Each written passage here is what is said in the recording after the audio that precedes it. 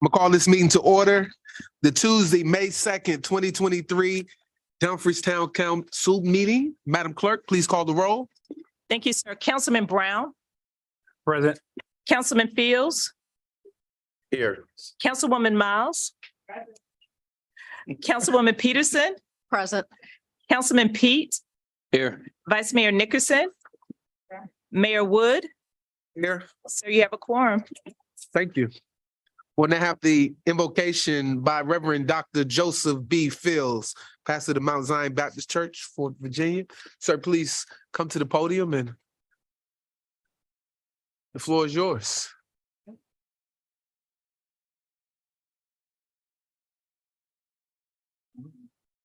Good evening to everybody. Will you please stand, please?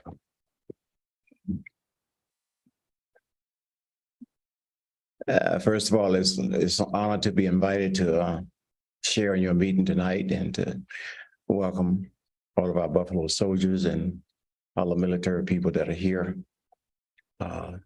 as you come to conduct your meeting. Might we pray.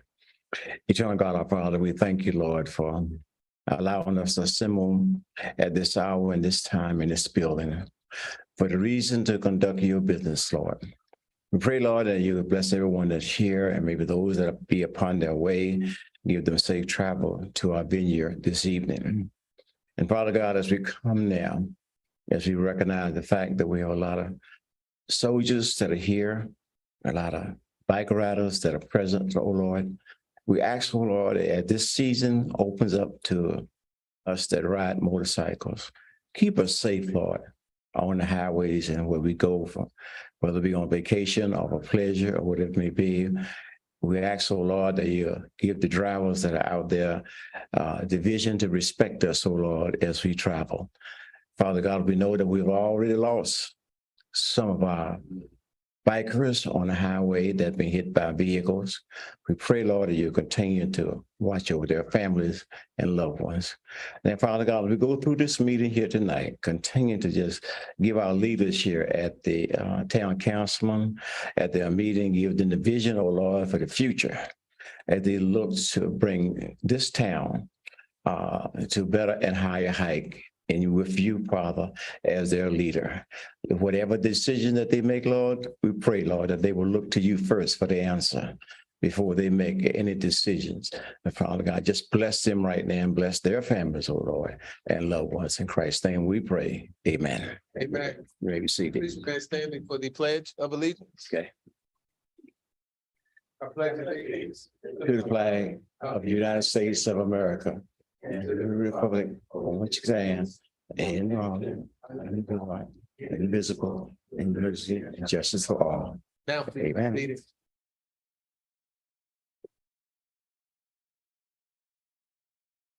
All right, next on our agenda is the adoption of the agenda. Madam Clerk, any changes to the agenda? Yes, sir.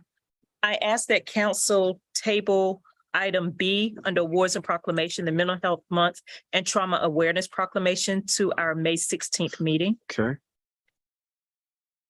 All right. Madam Manager, any changes? Okay, Council? The first meeting of the month is typically when we have council comments. Yeah, it's up here. Is it? Yeah, we can make some changes, so. Oh, Check okay. your book. Okay. Oh, Good. that's not what it's email. That's what I was on. Okay. All right, anything else? Okay, seeing no further changes. I'll welcome a motion. So moved. Second. It's been moved and second with the appropriate changes. Seeing no discussion, I'll call for the question. Ms. Fields, Yes. Mr. Pete, Yes. Chair Pro Tem. Aye. Vice Mayor, Yes. Ms. Peterson, Aye. Mr. Brown. Aye. That's a yes for me. That motion carries 7-0. All right.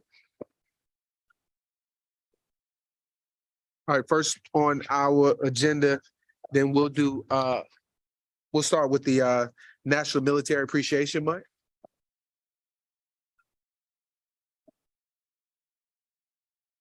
National Military Appreciation Month honoring Quantico Marine Corps Base. Whereas National Military Appreciation Month was initially recognized by resolution in the United States Senate back in 1999 and traditionally takes place every year throughout the entire month of May, reminding Americans to celebrate this patriotic month that pays tribute to those who have sacrificed so much for our freedom. And whereas although the entire month is designated to honoring past and present military members and their families, there are specific military holidays sprinkled throughout Military Appreciation Month, including yesterday we celebrated Loyalty Day, Victory and York Day, Military Spouse Appreciation. They even look at Mother's Day as something we celebrate, Armed Forces Day and Memorial Day. And whereas the town of Dumfries has a rich history of military service and is home to many veterans and active duty members who continue to serve our country with distinction, including the men and women of Quantico Marine Corps Base, who are our neighbors and partners in the defense of our nation. And whereas Quantico Marine Base is a vital component of our local community, contributing to our economy, providing critical training and support for military operations worldwide, and serving as a source of pride and inspiration for all Americans. And whereas National Military Appreciation Month provides an opportunity for all citizens to show their support and appreciation for our military and their families, and to acknowledge the sacrifices they make to ensure our freedoms. And whereas we honor the memory to those who have made the ultimate sacrifice and service to our country and recognize the ongoing contributions of our veterans and active duty military members, including the men and women of Quantico Marine Corps Base. Now, therefore, be it resolved that the Town Council of Dumfries do hereby proclaim May as National Military Appreciation Month in the town of Dumfries with special recognition of Quantico Marine Corps Base. I encourage all residents to take time during this month to recognize and thank our military and their families for their service and sacrifice, and to observe the specific military holidays that occur during the month. Let us honor their bravery, dedication, and commitment to defending our nation and upholding our freedoms. Signed, Mayor Derek R. Wood, Mayor. Colonel Brooks.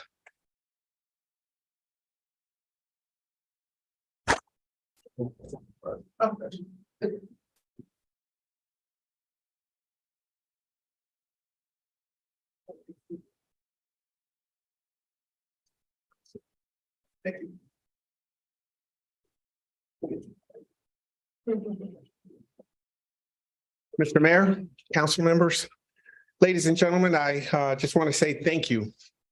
And I am honored to accept this on behalf of Marine Corps Base Quantico. You know, 1.3 million service members are in our active duty ranks today. Here on Quantico, which is largely the headquarters Marine Corps, we got roughly about 15,000 service members, 30,000 members total, civilians and active duty, come through our gates every single day. We do consider ourselves to be a very strong partner to Dumfries.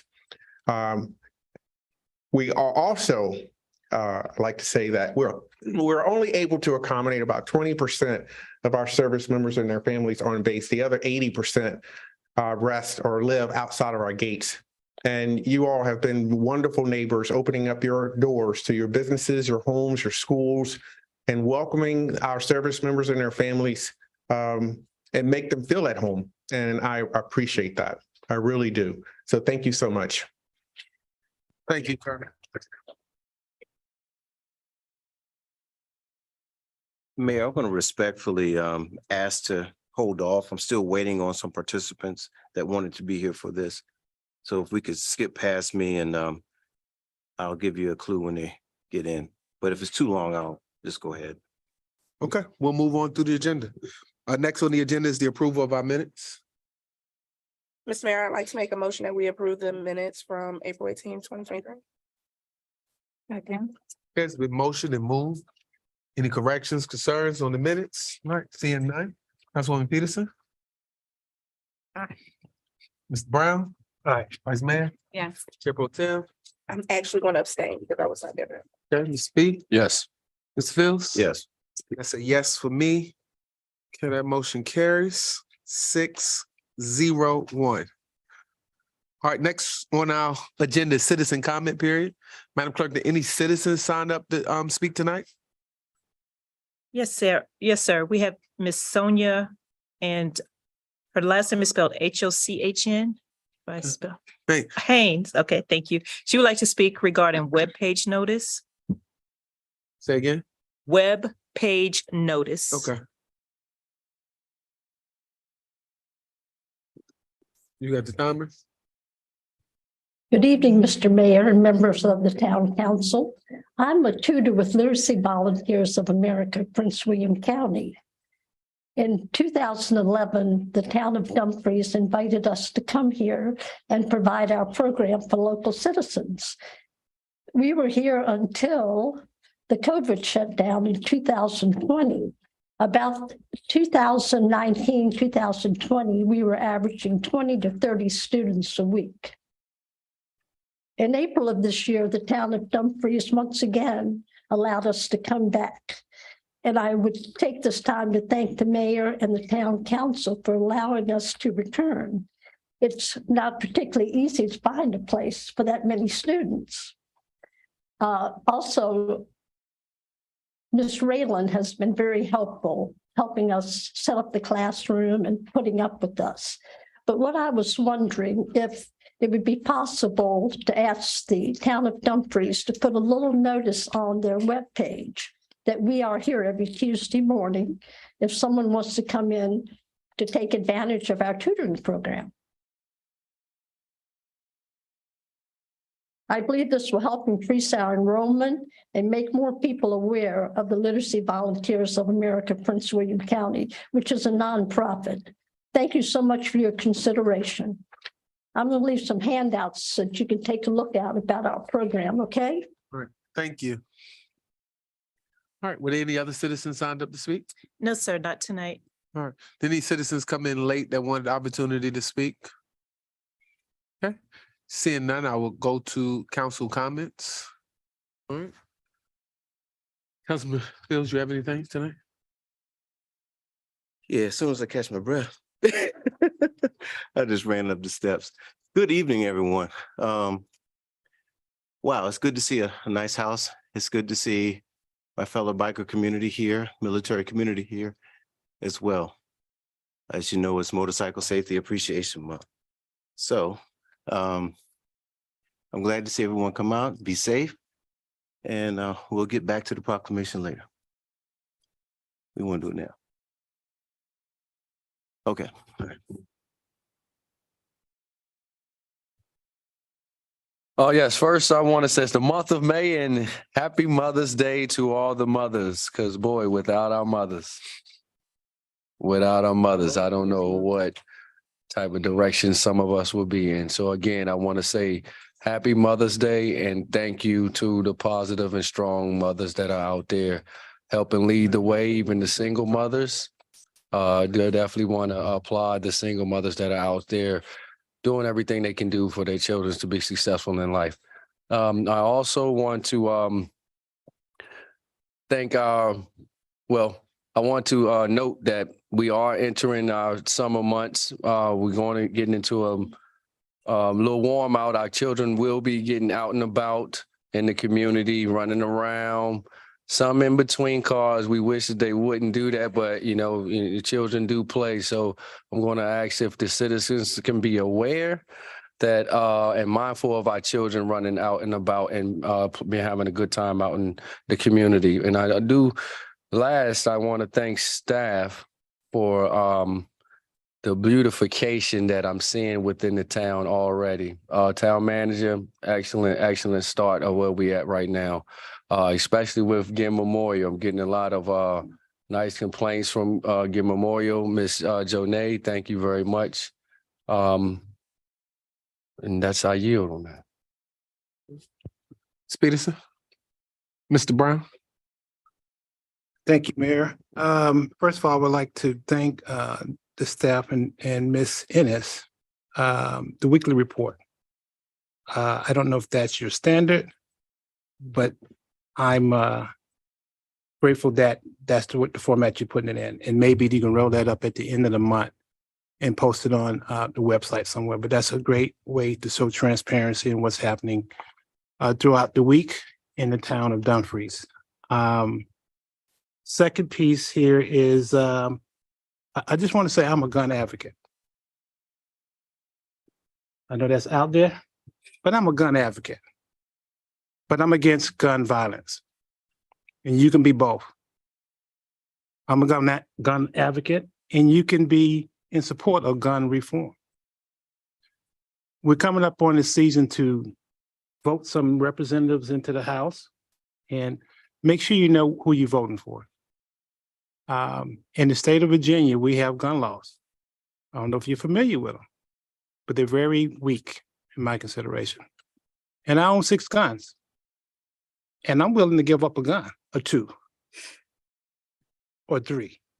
The problem we have here in this country right now is that we are classifying gun violence as a mental problem. And if that's the case, everyone has anger. That's emotion. That's an emotion, anger. So when you get upset and you have a firearm and you commit a crime with that firearm, you don't want to consider that a mental problem, but that's the case. So no one is selling a gun to a mental disturbed person as they would know at a gun shop. However, we have people that are purchasing guns legally and committing horrendous crimes. I'm not going to ever normalize gun violence. We have politicians right now who are in place to make legislation, pass laws that can help us, this country, with gun violence. We need to hold everyone accountable for their piece. As citizens, we have a piece. As elected officials, we have a piece, but we're not going to fix this unless we all come together and come up with some sound resolution to prevent gun violence. That's not taking away your guns. That's helping children not get killed at schools. You want to put guns in schools to protect kids? That's not preventing gun violence. That's protecting kids in school.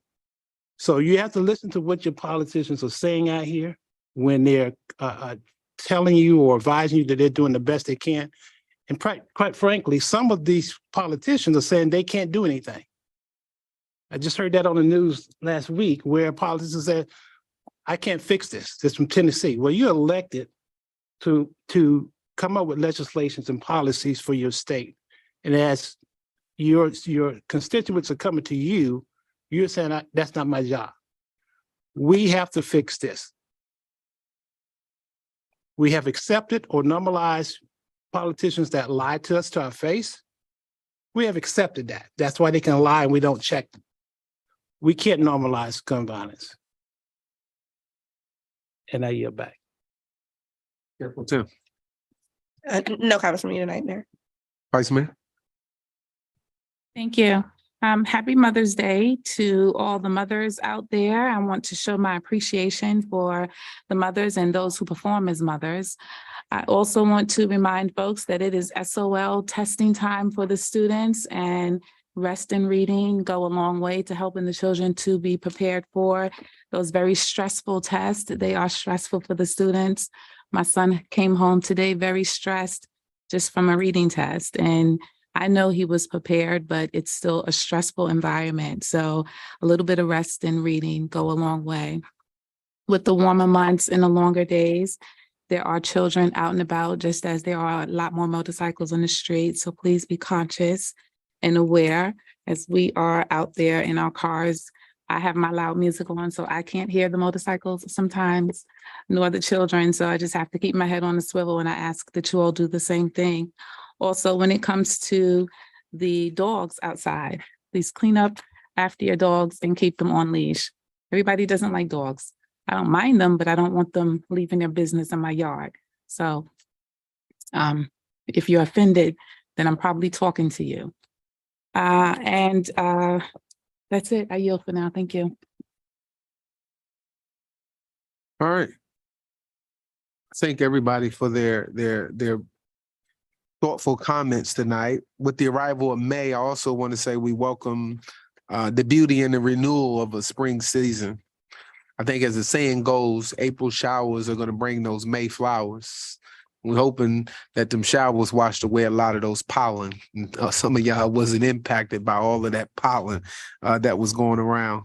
Now we begin to see the fruits of the rejuvenation all around us. This month, I know a lot of people, we focus on the two big celebrations, Mother's Day and Memorial Day, or Military Appreciation Month. And we know that our mothers play a crucial role in shaping our lives and making us all who we are today. So let's continue to take this opportunity this month to express our love and gratitude for all they do. Mom, you also celebrate a birthday this month. Happy early birthday, May 12th. Yes. Putting that out there. Let us, and as we honor them, let us also remember the brave men and women who served this country. We owe them the utmost respect and appreciation. The base commander was here tonight. He had to leave, Colonel Brooks. We appreciate that. Some other days, some fun days that y'all might want to celebrate this month. Some of y'all who are, I don't know if they call y'all Trekkies, but Star Wars, do y'all May the 4th be with you? Anybody know that one? You know, I guess that's a pop culture based on that movie. May 9th, you all might want to know, is National Teachers Day, right? So it's a day for you to honor and thank teachers for all of their hard work and dedication. So May 9th, remember to thank your teachers. Not May 9th, it is May 9th. May 9th through 15th is also those fine men in uniform that are there to deter danger and to protect and serve. It's a National Police Week, May 9th through the 15th. It's a week-long event where we honor and remember law enforcement officers who have actually lost their lives in the line of duty. So the 9th through the 15th is National Police Week. And then International Nurses Day is on the 12th. It's where we recognize the contributions of the nurses in healthcare. We have started back our farmers market. So if you come out here in our market square every Saturday from 9 to 2, is it 9 to 10? There's 9? 9 to 2 right here. We have farmers. We've had a great 2-week kickoff.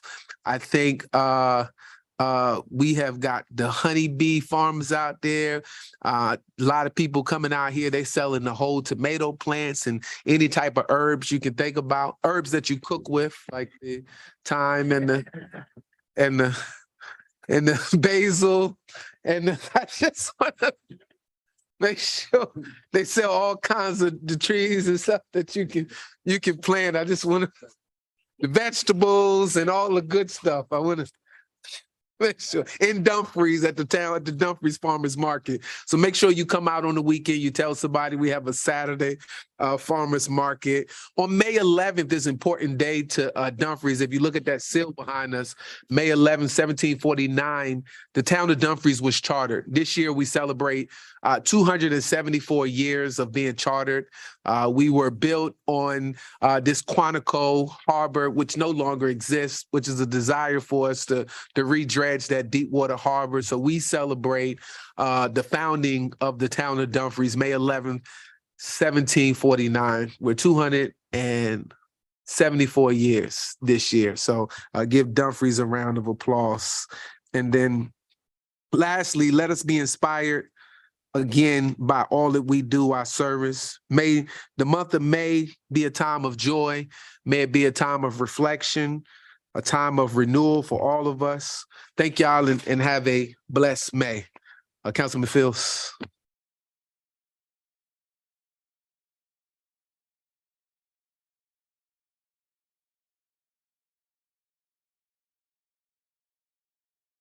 Twin, Zach, would you come up front, please? While I read this. I'm representing Coleman, Cycle Sports, and Quantico. I don't think there's anyone else here representing Quantico, but we have you guys. Motorcycle Safety Awareness Month proclamation.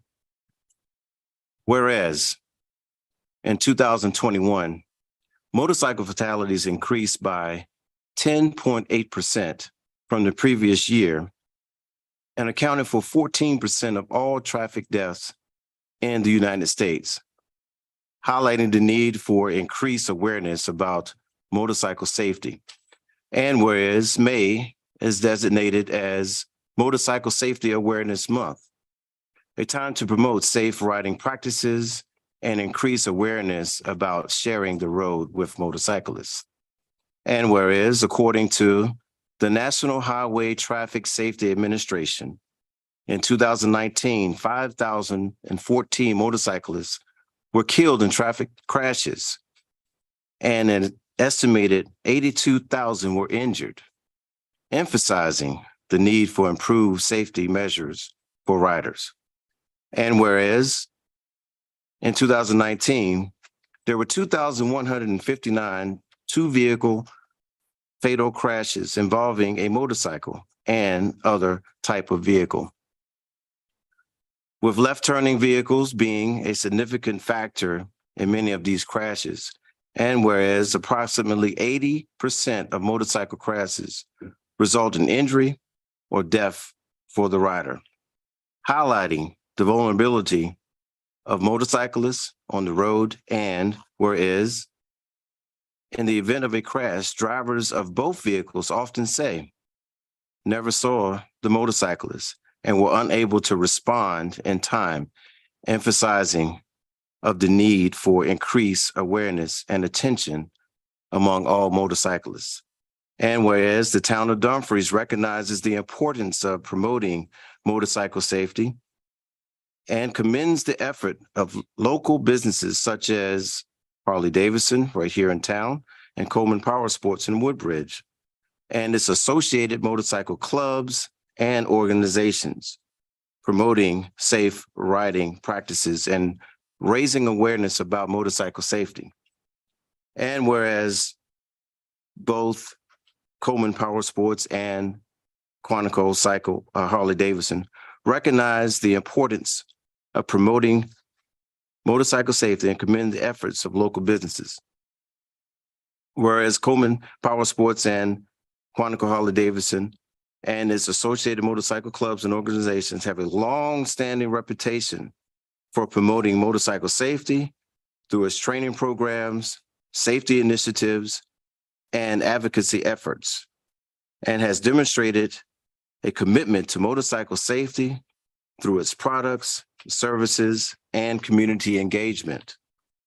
Now, therefore, be it resolved that Mayor Derek R. Wood and the Town Council of Dumfries, Virginia, join the National Highway Traffic Safety Administration and others to proclaim May as Motorcycle Safety Awareness Month in the town of Dumfries. We commend both dealers in Woodbridge and here in Dumfries and its associated motorcycle clubs and organizations for their dedication to promoting motorcycle safety in our community, and encourage all residents to prioritize safety by following traffic laws, wearing appropriate protective gear, and practicing defensive riding techniques. Let us work together to increase awareness and prevent accidents and injuries, and let us encourage all motorists to share the road with motorcycles to help keep riders safe.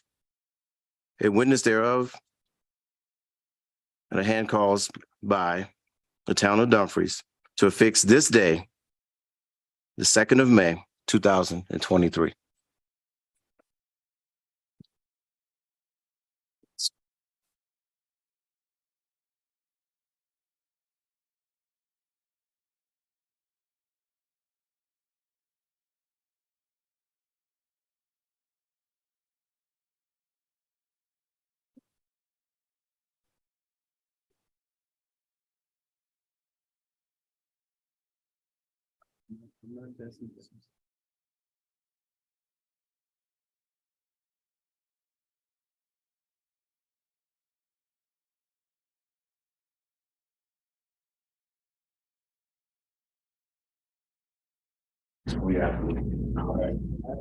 Everything as well.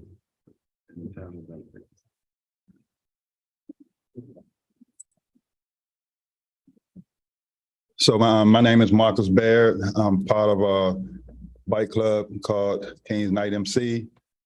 We are 2 chapters strong, 1 chapter in Petersburg, Virginia, and a chapter out of Fredericksburg. A lot of our members do reside in Dumfries, as I do. I would like to thank you guys for recognizing Kings Night MC for this month of May. And I do as well ask that we all share the road.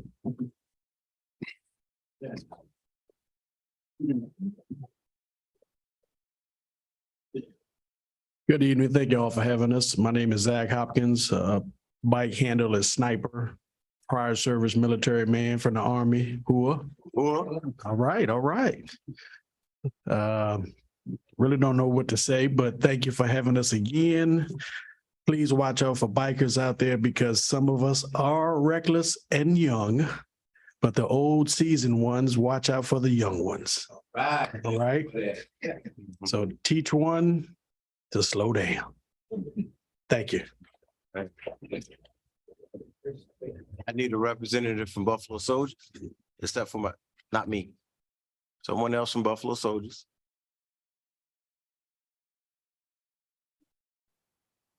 Buffalo Soldiers always here, so.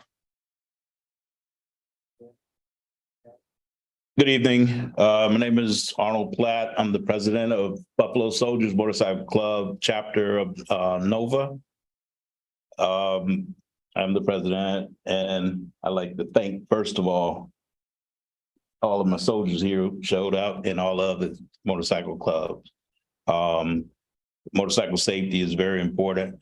That is one of the zenith for what we represent as a Buffalo Soldier, which is we promote safe riding. So we thank you for the invite and what have you, and everybody have a safe trip home. Good night. Thank you. All right. Next on our agenda is a presentation about sharing not the road, but sharing the air from these young ladies from Potomac High School, the Y Street leadership team, Miss Oakley and Miss Benenam. Did I say that right? I didn't. I messed it up, but you. Sorry. You say introduce yourselves. Good evening. My name is Slaidambi Benham, and I'm a senior at Potomac High School. Hello, my name is Belinda Otu Oakley, and I am a senior at Potomac High School. I have been in Y Street for 2 years, and I serve on the leadership team. I have also been in Y Street for 3 years, actually, and this is my first year on the leadership team. Once again, good evening. Thank you for meeting with us today. To learn more about Shared Year, your time and your interest to help create a healthier Virginia would not be taken for granted.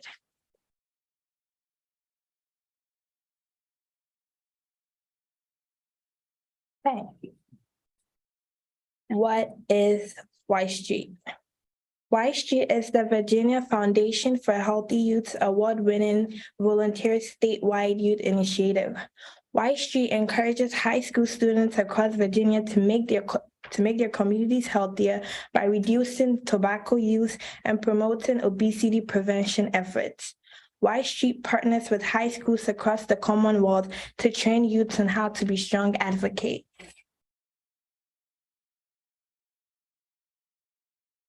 Shared Year's primary goal is to create 100% tobacco-free and e-cigarette-free outdoor public spaces such as parklands, playgrounds, and trails. City leaders can lead the charge in establishing tobacco-free and vapor-free outdoor recreational areas through voluntary policy adoption and codifying this policy through ordinance.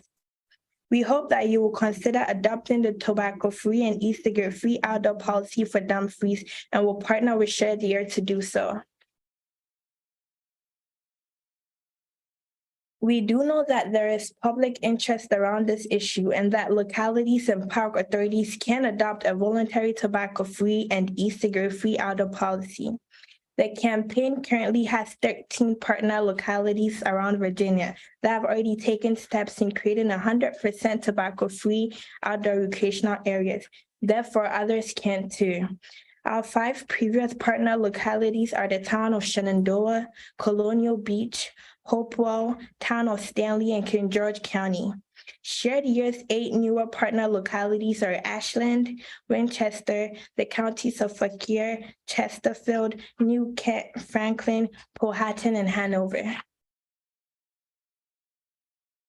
I'm going to pass it on to my colleague Belinda to continue.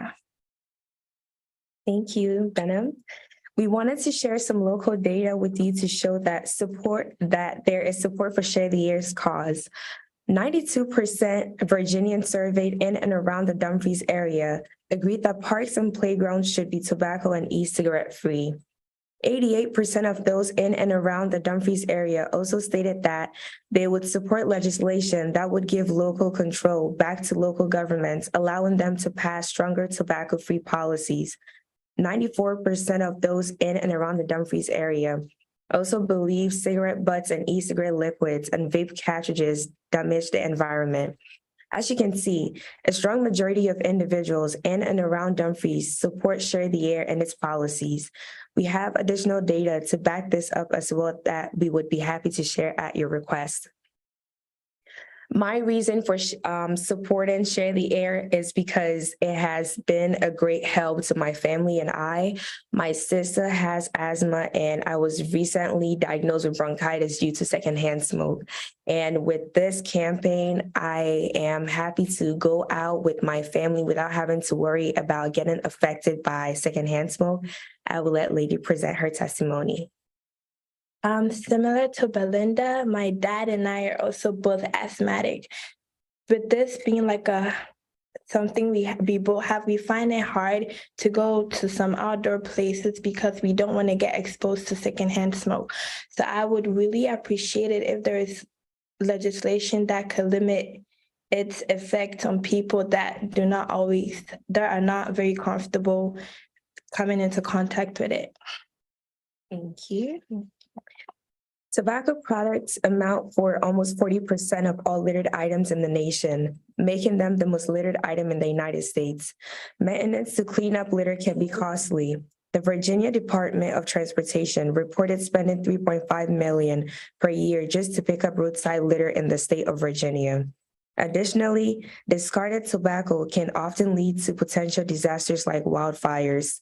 Nearly 85% of wildfires in the United States are caused by humans, with discarded tobacco products being a continuing reason. According to a National Fire Center, at least 3 wildfires in the last 3 years in Virginia were started by cigarettes. Specifically, in 2020, there were over 53,000 human-caused fires in the United States, with tobacco products being a contributing factor. Also, a 2020 fire in Fairfax County caused by discarded smoking materials caused over $48 million in damages. Other recent events have highlighted the dangers of these products as well. In June, the FDA ordered the removal of all Juul e-cigarette products from sales. The removal of these products stirs up new concerns, though as other products have grown in popularity recently, including one-use disposable products like Puff Bar. Among current youth e-cigarette users, the most commonly used device type was disposables, according to the 2022 National Youth Tobacco Survey. With the increase in use of these disposable products, there may be an increase in people disposing them in parklands and recreational areas.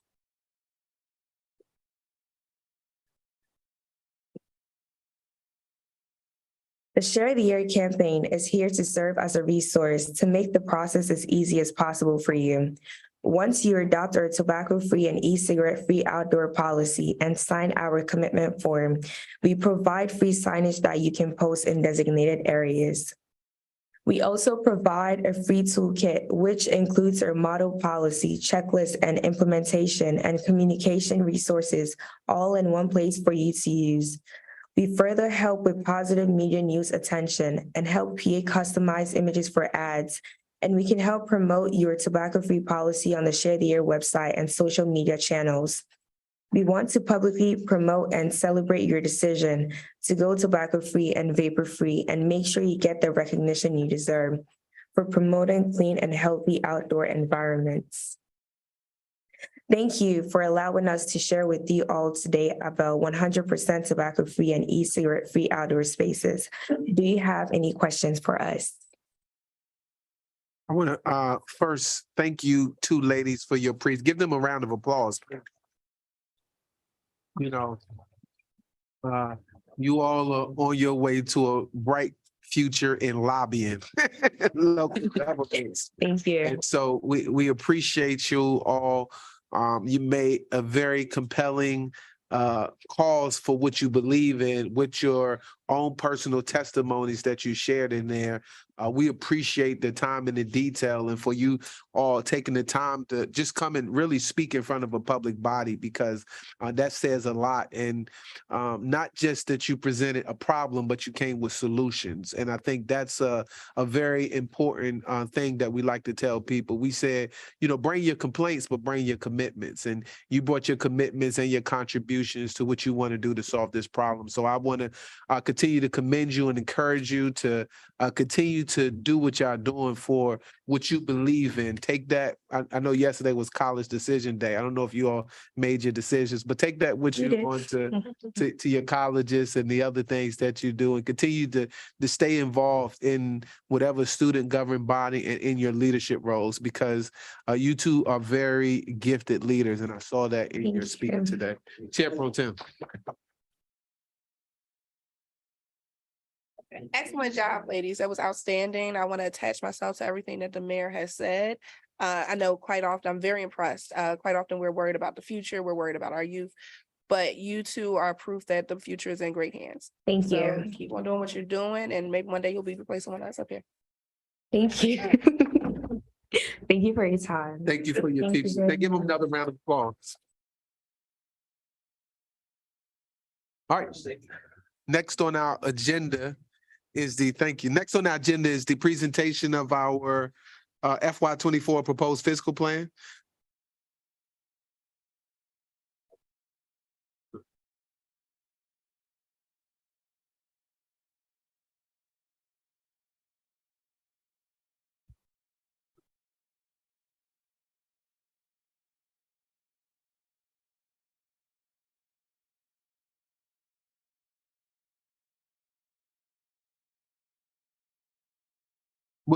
We'll take a quick 5-minute recess to give them to change up.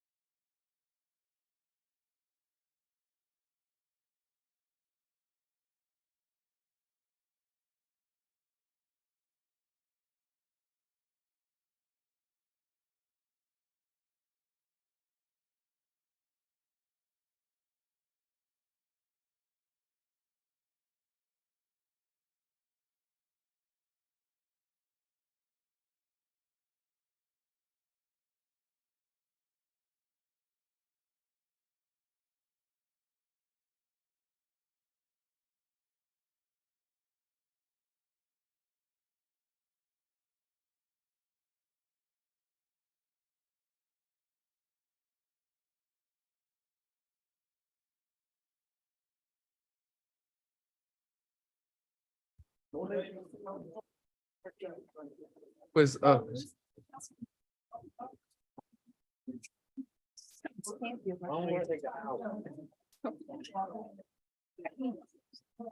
We back?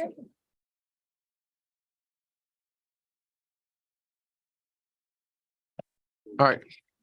We'll call this meeting back to order. Next on our agenda is the FY revised physical plan presentation. My deputy town manager, the floor is yours. Good evening, Mayor, Vice Mayor, members of the council. My name is Janae Prevost White. I'm the deputy town manager, and we will be reviewing the revised fiscal plan for FY '24. We're going to just run through the numbers tonight, if that's okay with everyone else. We're not worried about typos or formatting or anything like that. So we're going to start straight away on page 29, which is the fund balance.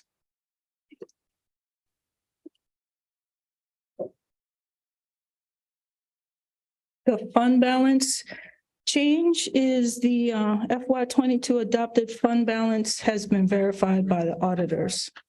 Yes, ma'am. You should have a budget book. We're in the book.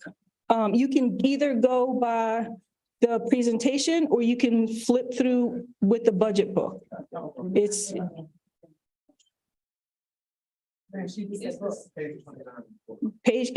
page 29 in the book, or it's the second page of the presentation. But not the presentation in the council. The book. Or the book is not the book. The book.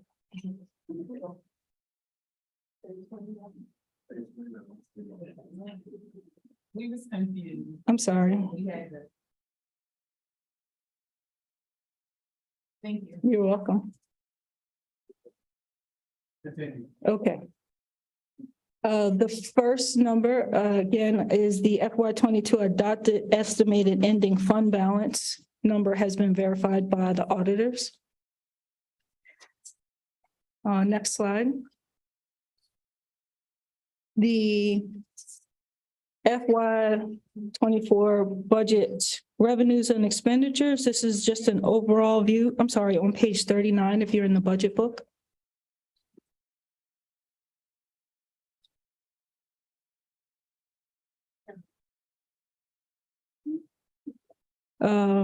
There's been changes to the permit privileges, regulatory licenses and fees, revenues from other governmental entities. And we made several changes to the market rate fund, which affected the balances for the governing body, administration, police department, community development, public works, and stormwater, actually. And a new separate call out called non-departmental services. This affected the total FY '22 budget, which was 10.8 before. It is now $10,732,000 even.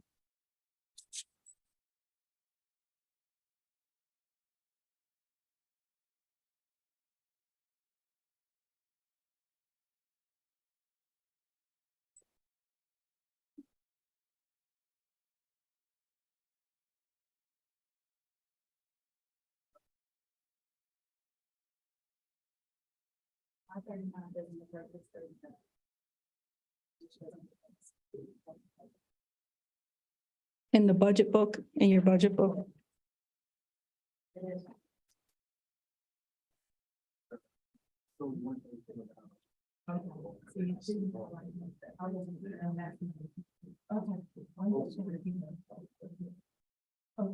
Thank you.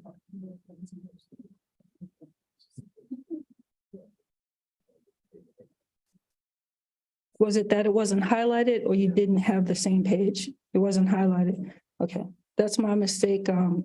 I had to highlight everything by hand, so I might have missed a page. Okay, all right. Are we okay to move on to the next slide? The next slide are revenues. So the changes to the revenue include a decrease in the special event revenue per Councilman Pete. This changed the total for total permit privileges and regulatory licenses, as we stated before. The next change is under street and highway maintenance, this number along with the litter grant have been refined slightly. That's on page 41, if you need a reference, I'm sorry. And that changed the total revenue for other governmental entities, which again brings our total to $10,732,000.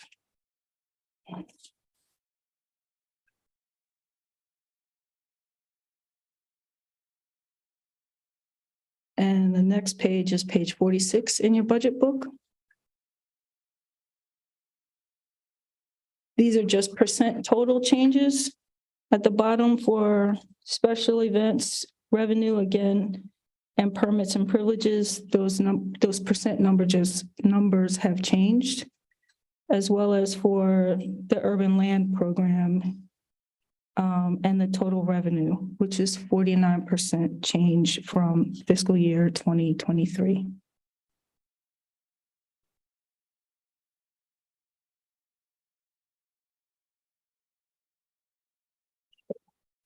Next slide is on page 47, I believe, which is expenditures. These are a listing of total departmental expenditures changes, as I stated before, because of the change in market rate increases for staff, governing body, administration, police, planning, Public Works, and Stormwater all have changes, as well as, again, the new call out for non-departmental services for $112,000.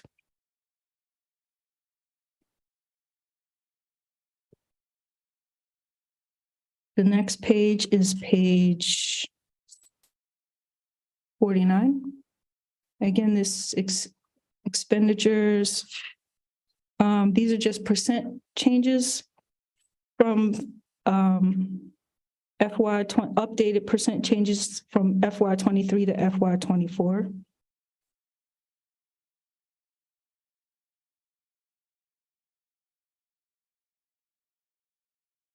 The next slide was on page 54 and 55 under departmental budgets. The first one is for administration.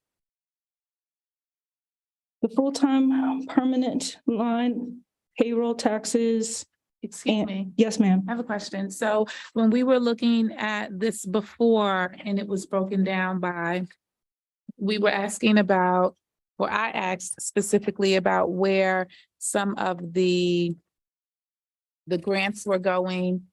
That's the non-departmental services. Okay, so we were talking about it being moved because it was like randomly in different places. Yes, ma'am. So is that some movement? Because like, as you're Yes. talking about the changes, when I hear you say this was changed here, though this was changed. We haven't, I don't have- we're going into the details now that we're getting to the departments, and I'll explain the Okay. changes. Okay, thank you, because as I'm looking, I'm just kind of like hearing the changes, but not knowing exactly what those changes are. I'm like trying to remember what they were and it just not all coming back to me. So we will talk about those, right? Yes, ma'am. Thank you. You're welcome. Okay, on to the administrative changes. The mayor requested that the market rate change from 5% to 3%. So this is reflected in the full-time permanent personnel line, payroll taxes, retirement contribution. The other line that changed was Office of Civic Engagement has been reestablished at $400,000. So on that, it's adjustment for most positions, not all positions, right? Is that the language there? No, that's. I'm trying to think who's included in that. That would not be included in the 3%. I believe that's everyone in this particular department. Okay, I think we wanted leave that at the discretion of the town manager for the funding to support the 3% for most positions. So we'll change that. I don't know if y'all want to do that before motion or. I think it needs to be reflected as such. The language should be reflected as such.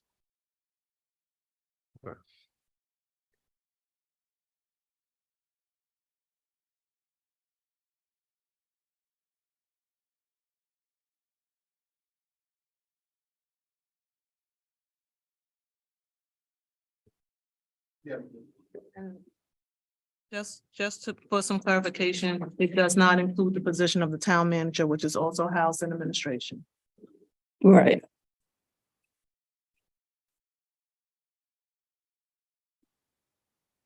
It also does not include a market rate adjustment for any new staff coming on board. So this is why I think that, I don't know if an asterisk or something needs to be here. So if someone were to pick this up, it's clear that there is some discretion here for the town manager, that the town manager is not included in this. And that new positions that are accounted for in this budget are not included in this market rate that, or for that what we are including under your discretion, that those positions are not included in this number. If an asterisk maybe is here and then it's denoted at the end or somewhere in here so that it's just so that it's denoted. Thank you.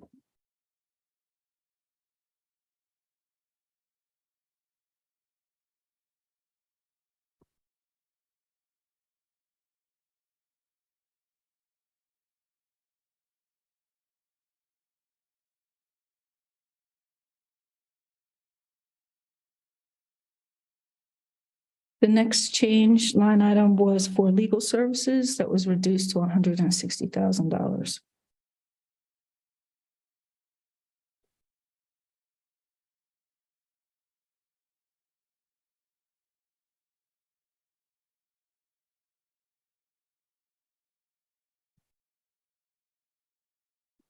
The next department is planning and community development. Again, these changes in full-time permanent personnel, payroll taxes, and retirement contribution reflect the change to a 3% market rate increase. There's also been a $10,000 increase in affordable housing program at the request of council.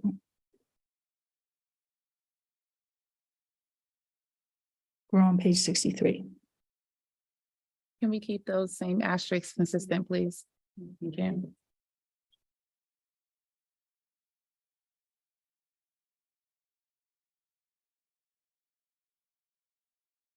The next department is governing body. This total number changes because, again, the grants were taken out of the governing body budget line. And so this total reflects that new budget number. We're on page 65.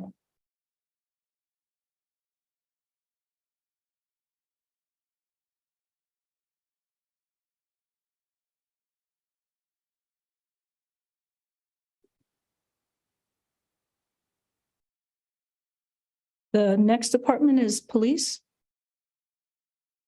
Again, the full-time permanent personnel, payroll taxes, and retirement reflect a 3% market rate increase. There was a slight adjustment to fuel, which affected the total budget line item. The full-time permanent personnel also reflects funding of 1 sergeant and 5 police officers for half of the year.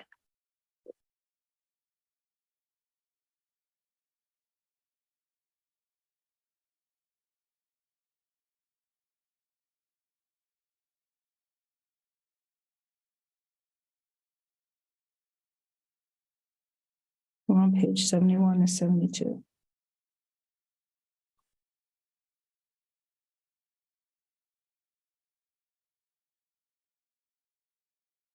Ready for the next one?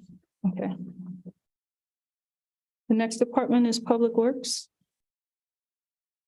There have been changes again to full-time permanent personnel, payroll taxes and retirement. Again, the slight adjustment to the DEQ litter grants and stormwater, changing both those total line items.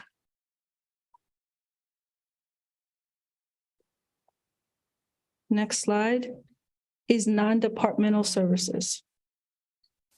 So these expenditures include the Community Partner Grant Program, Historic Dumfries, Dumfries Cemetery, Destination Dumfries Initiative, and the Boys and Girls Club, bringing that total to $112,000.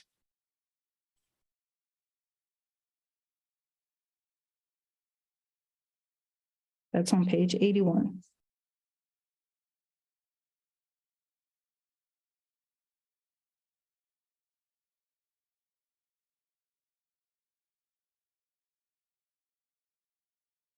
And those are all the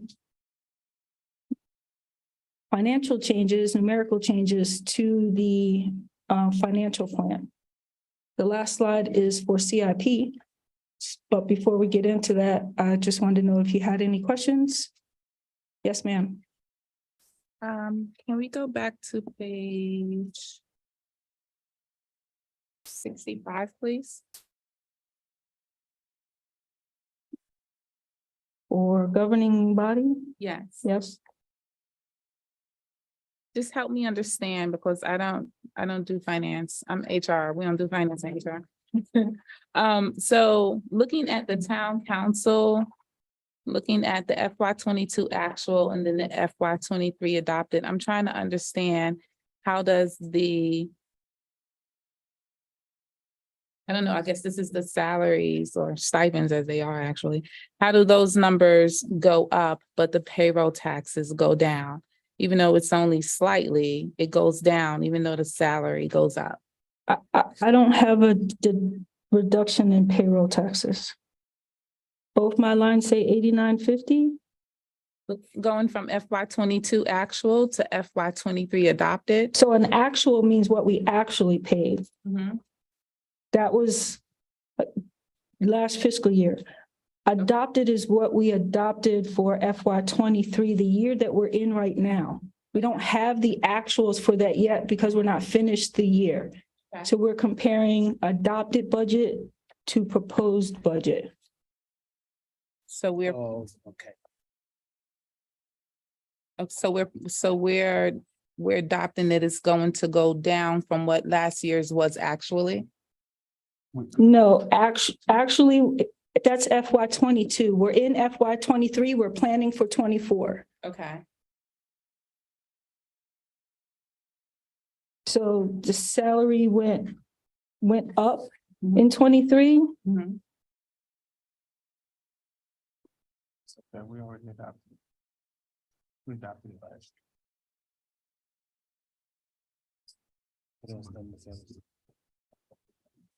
So an actual number is what we actually paid out. An adopted number is a rounded budgeted number. It's like you saying that I'm going to budget to pay $500 for groceries, but I actually spent $495. I have a question. Okay. Thank you. Okay. So Janae, to your point, should the FY24 proposal be a little higher? Do we want to go up to 9 for that? Just to, 'cause So- I'm just thinking, if we actually did, it's like 24, it's a fraction of a point above that. Should we plan for higher since we know that we actually don't spend that much? You see what I'm saying? So that number is given to me through finance, and it's a formula Okay, that got it. it comes out with. Okay. So I understand what you're saying. I mean, but it's a formula. It's not, that particular line's not a guess. Okay. It's a formula that calculates what the taxes are. So if we pay a little more, it might be I'm not quite sure what the answer is because I don't do payroll for the governing body, so I'm not quite sure what the discrepancy is.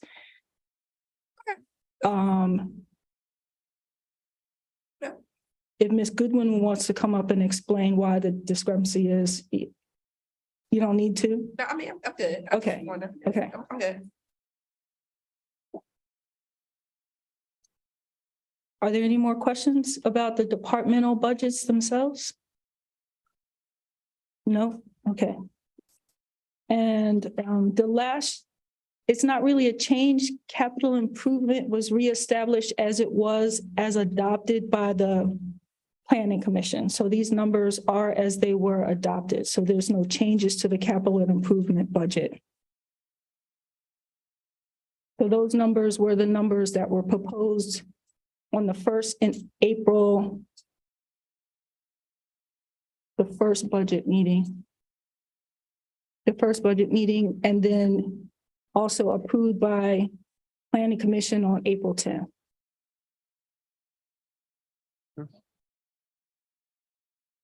All right, council, any questions?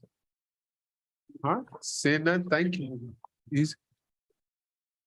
Easy peasy, lemon squeezy. You're good to go. Thank you. Oh, yeah. Comments, questions? Oh, we're, Yeah, that's okay. I still got comments on it. You can say Mr. B. Wait. You mind? Yeah, the floor is yours. Oh, yeah, town manager, deputy town manager, Ms. Goodwin. I want to really say thank you guys for pushing through this and being able to present this in a nice fashion. This is excellent. I definitely want to thank you guys for putting the numbers on on the package. It really helped us a lot. Again, this is what we're talking about. Y'all really aced this. I'm just overwhelmed right now. This is excellent. Thank you all. All right, next on our agenda is a resolution to confirm the prior vacation and deed of Market Street and a public hearing for a resolution of the proper condition amendments. We'll turn it over to our principal planner, Mr. Nick. The floor is yours, sir. Hello, Town Council. For y'all tonight, the first action item I have will be a ordinance to confirm the prior vacation and deed thereof of Market Street, an unapproved right-of-way located within the town of Dumfries, Virginia. So just a quick background on this. There were development conditions associated with the previous vacation of the street. Construction on the previous development had to occur before September 15th, 2022. That did not. Therefore, as the new owner and as the applicant of the proper condition amendment, they are coming before the town council tonight to ask for the town council to confirm the prior vacation and deed thereof of Market Street. It's really all I have for this item. It's very straightforward. I have the applicant here tonight. If you have any questions for them on this, besides that, that's all I have for the first action item, A. Okay.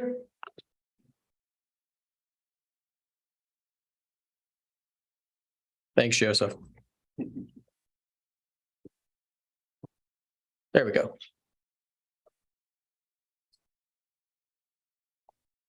Perfect.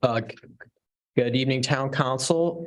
The application that is before you tonight is Proper Condition Amendment 2020-002, or as it will be known as the Aris on Main development.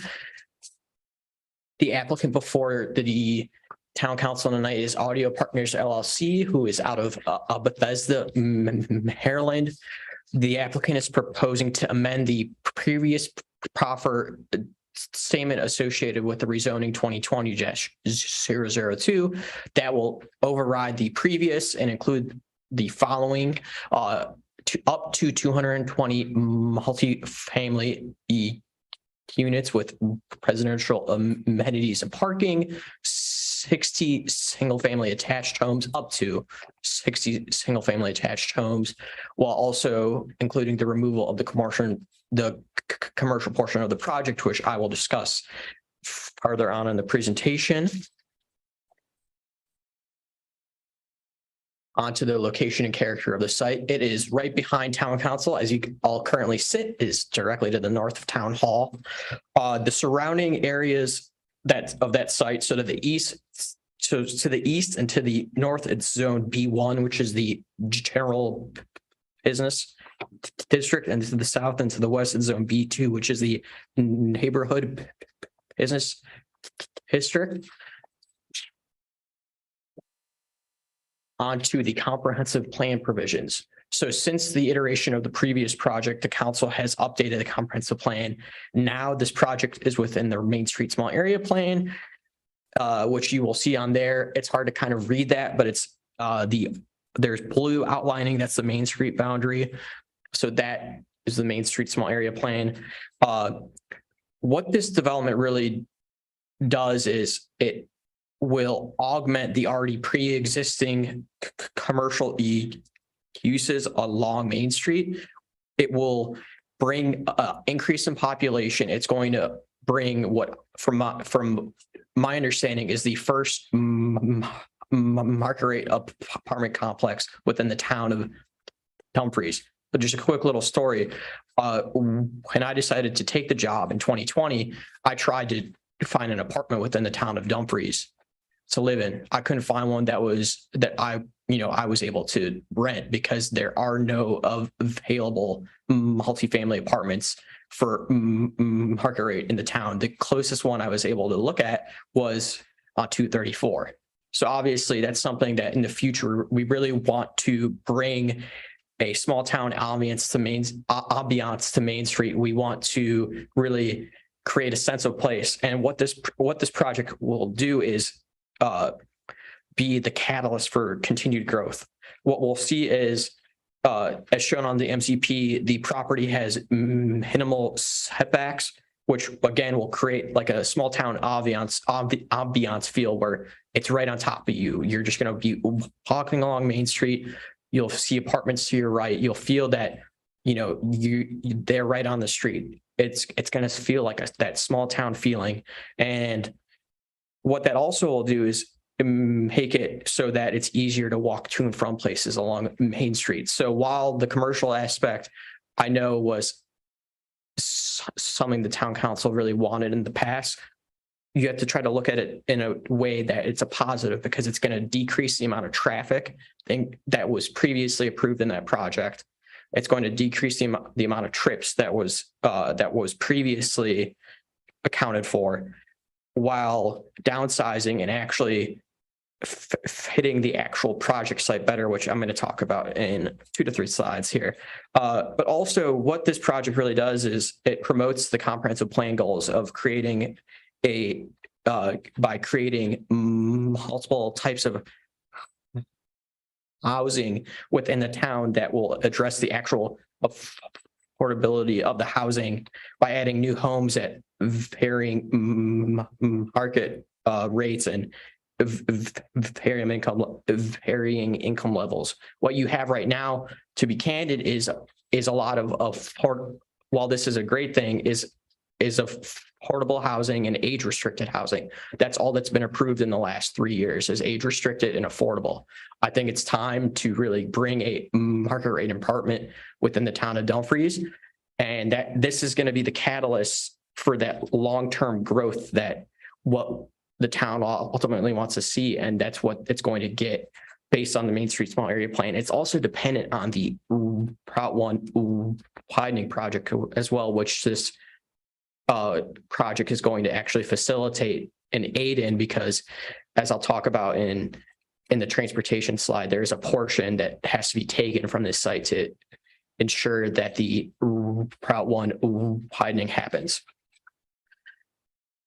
Next to the zoning ordinance provisions. So there's not much change from in terms of the previous zoning. It's going to remain PMUD. They're going to downsize it drastically. Previously, there was 317 apartments approved. This project, they're proposing 220 multifamily units, 60 single-family units, and also terrace with public access, which is another thing that was talked about in the Main Street Small Area Plan, creating creating more plazas, more parks, public areas where people can congregate and really come together. And this is something that will not only benefit those who reside at these apartments and townhomes, but those who actually live in the Main Street area.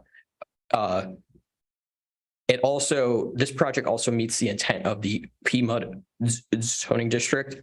That zoning district was created to bring flexibility within the town and to also mitigate any other issues that might come up with the fact that the fact that town is in a very unique setting with a lot of challenging issues, including the resource protection areas, floodplain, amongst other things that we have going on in the town beyond that. So to go on to that, the applicant is also requesting 5 waivers.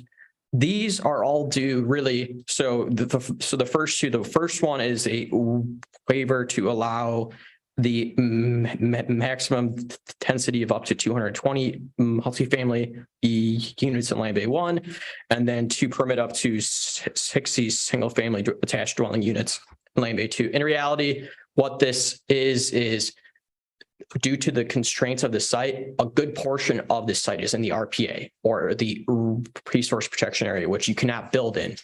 You can only encroach into it if there's already, it's a very nuanced subject, and I know Jonae's still here. It's a very nuanced subject, and there are only some scenarios where you can encroach into it. And the applicant has actually offered to be, the previous project was fully in the RPA. So what the current applicant has done is removed all portions of the project and all portions of the buildings from the RPA, as we know. So that is another thing, that's another reason why they are asking for the waivers, because that's the amount that really makes this project possible, with the amount of space they have and with the amount of space with the amount of area that's being taken from the Route 1 widening. Then for the third waiver, you're going to see the minimum parking requirements. Again, the constraints of the RPA. There's only so much room to have enough parking spaces in there. It's required 484. They're asking for 414, which is a waiver of 70, which in reality is not as many, considering in the future we hope to have parking along Main Street. And with the Main Street Small Area Plan, they're also going to adhere to the streetscape design at site plan of the Main Street Small Area Plan. So when you see the frontage along Main Street, they're going to adhere to that. And then the final waiver, it was just to allow them to have a variable buffer along the eastern portion, because that's the portion that's affected by the widening project. And that's actually something I included in your agenda packet tonight. The final design of Route 1 was approved in May of 2022. So that's included in your agenda packet. It's the long plan. Anyway, so to go on to that, go to the site layout, there's one entrance to the site and one exit. While it might seem like that's rare, this is something that's actually becoming more common. VDOT has already approved having one entrance to the site because it is a VDOT road. They have to review and provide comments. The entrance is also the entrance to this project is also directly across the entrance to the Rose Gaming Resort, and the applicant has proffered to align the entrances at the site plan phase. Currently, we just, we're going to handle that at site plan based on the final engineering. And I know there were some safety concerns that were talked about last night at the planning commission meeting. There will be an HOA for the townhomes, and there also will be a multifamily association for the apartment complex portion. And also, it's going to be directly next door, basically, to town hall and the police station. So you'll have easier access, you know, in case anything were to happen. And also included in your agenda packet tonight, you will see there is a truck turn analysis to show that emergency vehicles can safely enter if there was a fire. Then also if there's a trash truck that has to get in, that's shown in there as well. So, and then just I have a few more slides. So just quick up, and then a quick note on some of the transportation improvement or transportation proffers that were included in your agenda packet. So right where the purple hash is, the applicant has proffered to install a traffic signal display and a pedestrian signal display to complete the quadrant intersection at Colonial Main. Previously, there was just going to be a stop sign there in consultation with the applicant. And also we also reached out to the folks over at Churchill Downs. We really worked to create a safer entrance to the site and make it so that people can safely enter and leave the site if they need to. And also, instead of having just 3 stoplights, you're going to have 4 there, which is going to improve both pedestrian safety and vehicular safety as well for those driving. And honestly, this is something that, compared to what was going to be involved or what was going to be included from the last project with only the stop sign there, this is just, it's improving the safety of that intersection and going to make it easier for people to walk up and down Main Street instead of having to wait for someone to possibly run through the stop sign. They're going to have to stop at that traffic signal. Then also just a quick little side note. So to include it in the proffers, there's some slight language that was altered regarding the applicant's ability to negotiate with the county regarding the easements for the Route 1 widening. So because this is a new applicant and this is, it's coming before council, the staff thought it was fair to include that language in there to give them the option to collaborate and to also negotiate with the county on the takings, because the previous project iteration was approved prior to the final approval of the design. So because this design has already been approved, they have to deal with what is going to occur with the widening, and that's impacted their site as well. It's taken a few townhomes away from them being built on that eastern portion. So the staff wanted to give that flexibility to the applicant as well. And finally, conclusion, the proposed development is consistent with the comprehensive plan and the vision for the Main Street Small Area Plan. The project will increase the housing stock of the town and in turn bring more tax revenue. The proper installation of the traffic and pedestrian signals will improve both vehicular and the pedestrian safety. Staff concludes that the development proposal will not adversely affect the health, safety, and general welfare of persons occupying the site, as well as those in the neighboring vicinity of the site. Finally, the Planning Commission at its May 1st meeting recommended Town Council approve the project. Staff also recommends that the Town Council approve PCA 2020-002 and its associated MZP, including the following waivers. That is it for my presentation. The applicant is here. They also have a presentation. And then after that, if you all have any questions, we are here to answer them. Brian, would you like to come up? Yes, sir. Thank you, Nick. Good evening. Excuse me. Good evening, Mayor, Vice Mayor, members of Town Council. Brian Prater here tonight on behalf of Audio Partners, who's the applicant, as you know. With me tonight is Maddie Ford and Michael Mears with Audio Partners, who have previously debriefed you on this project, and we're excited to be back before you again. And thank you for your time this evening. We think we have a very exciting project that can provide a good, viable, and vibrant Main Street corridor for the town.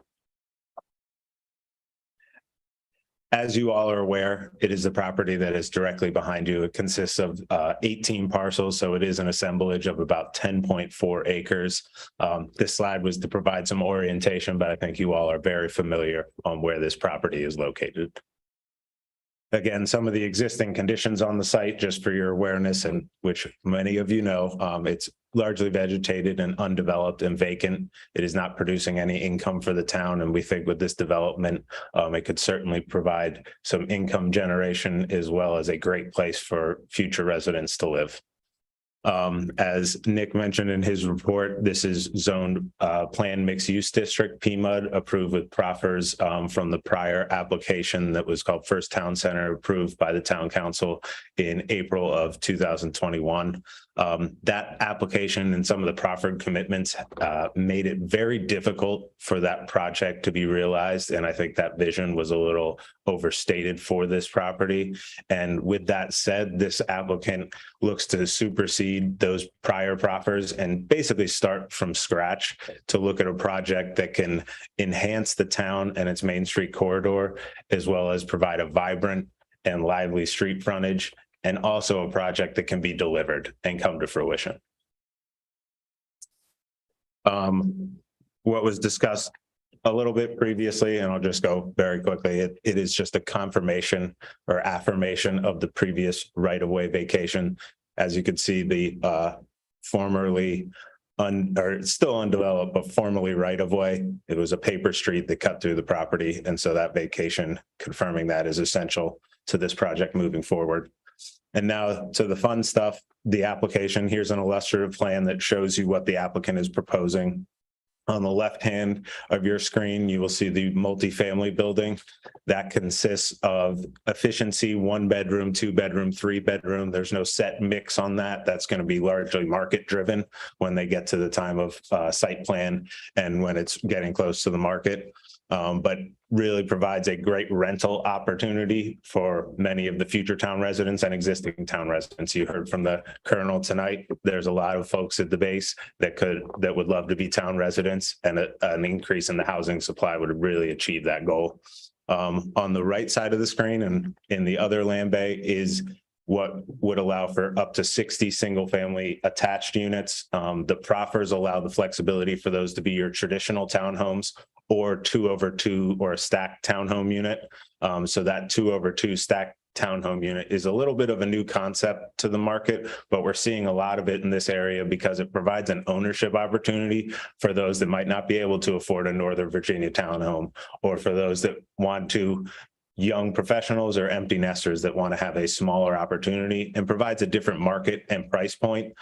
So there could be up to 60 single family attached units. That 60 number would be if it was the 2/2 townhomes, which for a little more detail is essentially a 4-story townhome that would be stacked on top of each other. So 2 floors a unit, it would have 2 exterior entrances. And then if it were to be townhomes, you would have half of that, realistically, about 30 traditional townhomes. And we think this mix of housing types can really provide a great housing product for the town that's not currently there, as staff has indicated, as far as market rate housing and apartments.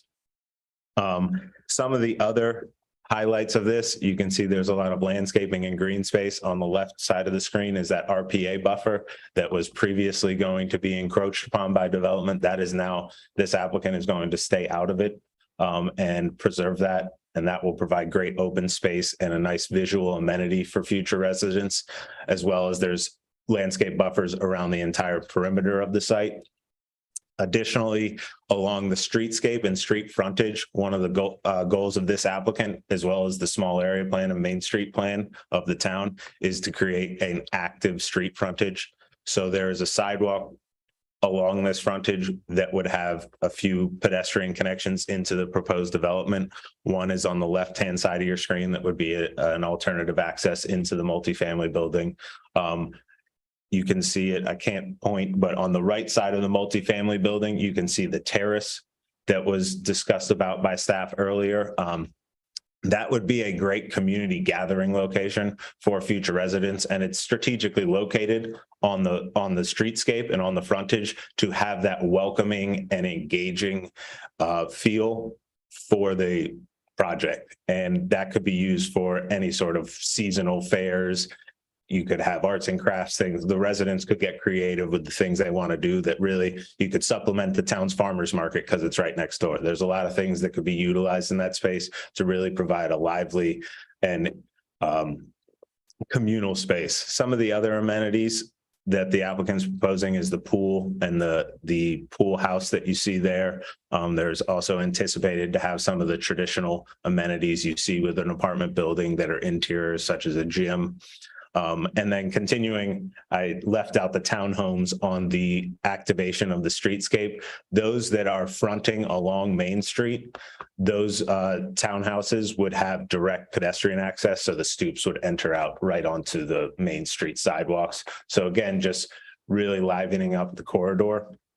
And then turning to the pretty pictures, this gives you kind of all of those things that I was talking about from a two-dimensional plan, brings it to life in 3D. At the top would be looking directly at the project from Main Street. And then you can see in the middle left and bottom, there's that terrace that would really be a great feature along Main Street to complement what exists today as far as town hall. And some of those things with the lack of commercial that was been touched on by staff, we think that this opportunity for the community gathering space there can alleviate some of that concern of lack of activation and would really be a lot more vibrant of a space than empty retail. Because as many of you know, there's a lot of empty retail and commercial space throughout the town because there's not quite the market demand.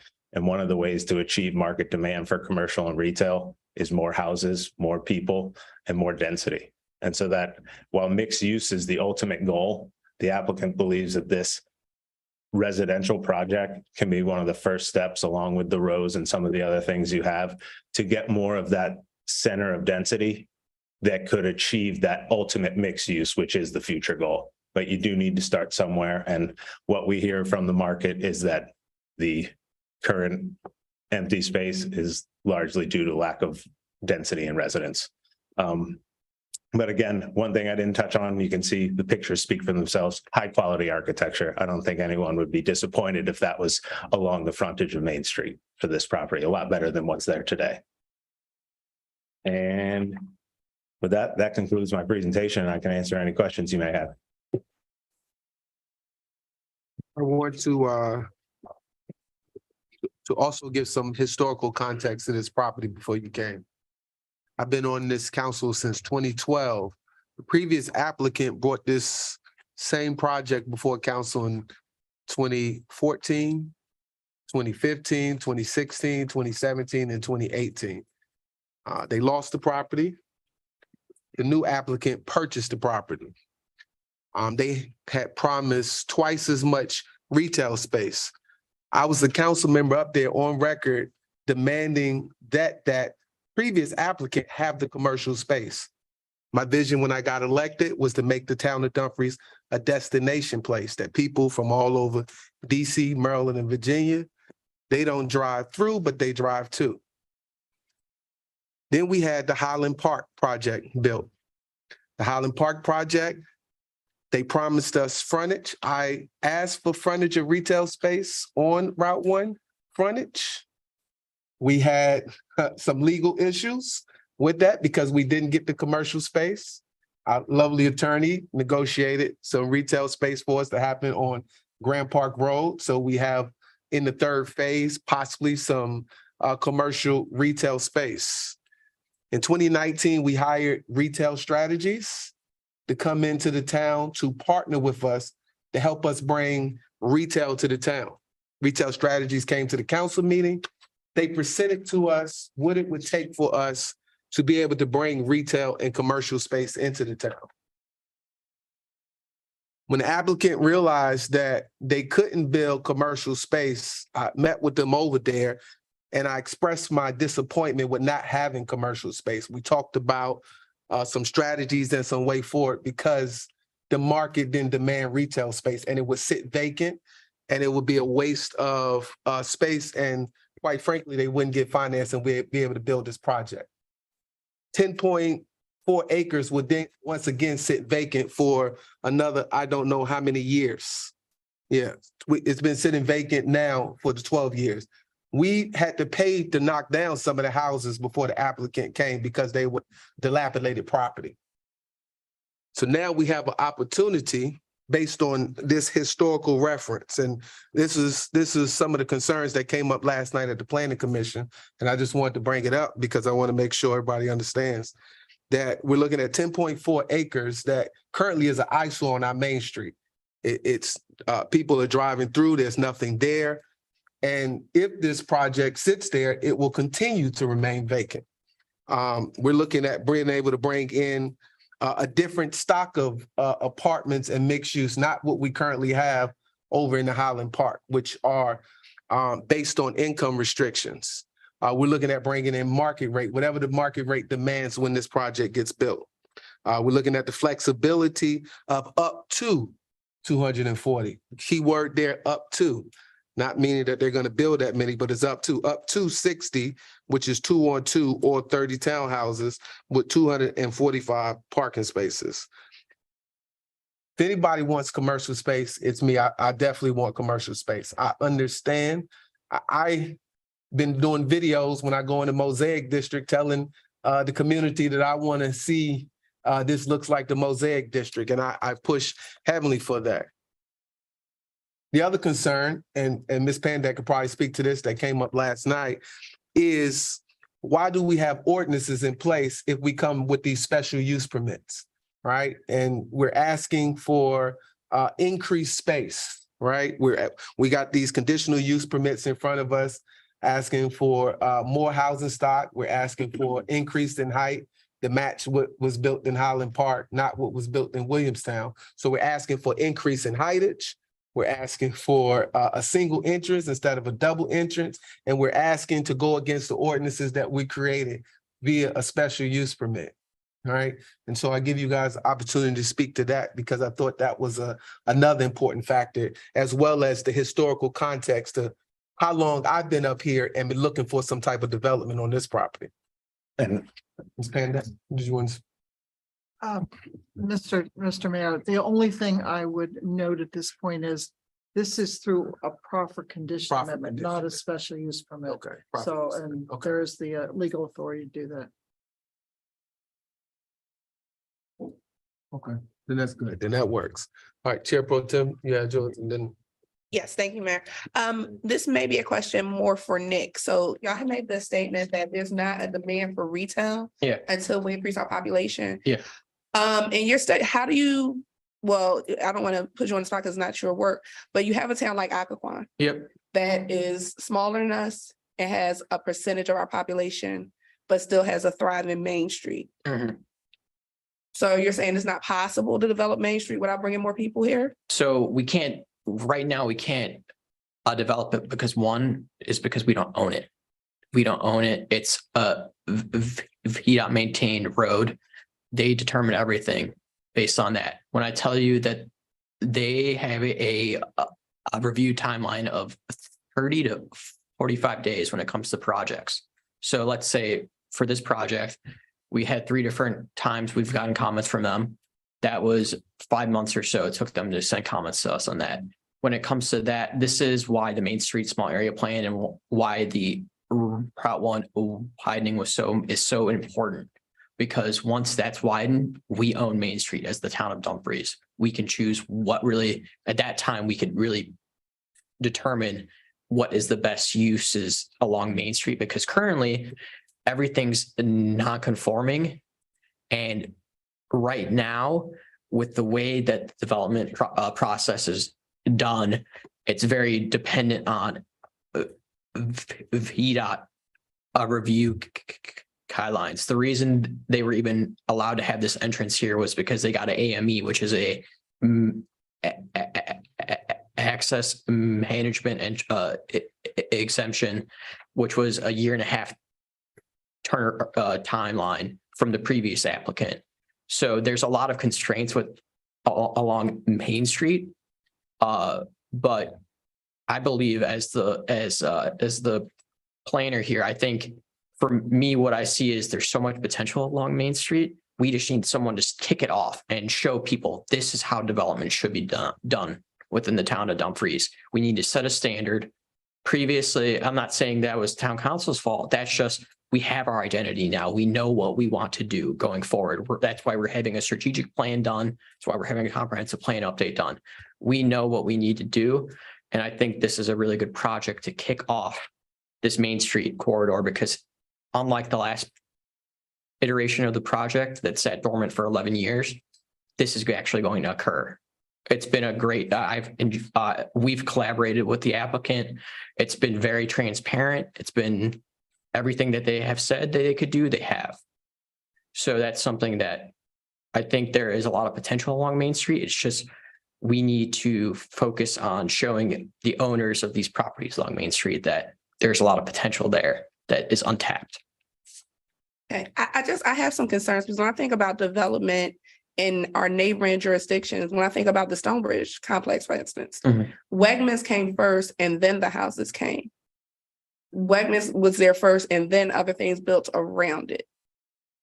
I'm not trying to give you a hard time, but what evidence do you have that once we fill Main Street up with a residential community, that businesses will come? And then also part two of that question is, what type of businesses are we recruiting to come in? And maybe I did watch the planning commission meeting last night and I heard references to TJ Maxx. Well, TJ Maxx might not be a realistic business for here, but what businesses are we looking at? Have we done our due diligence in bringing businesses here that are harmonious with a town of our size, our population?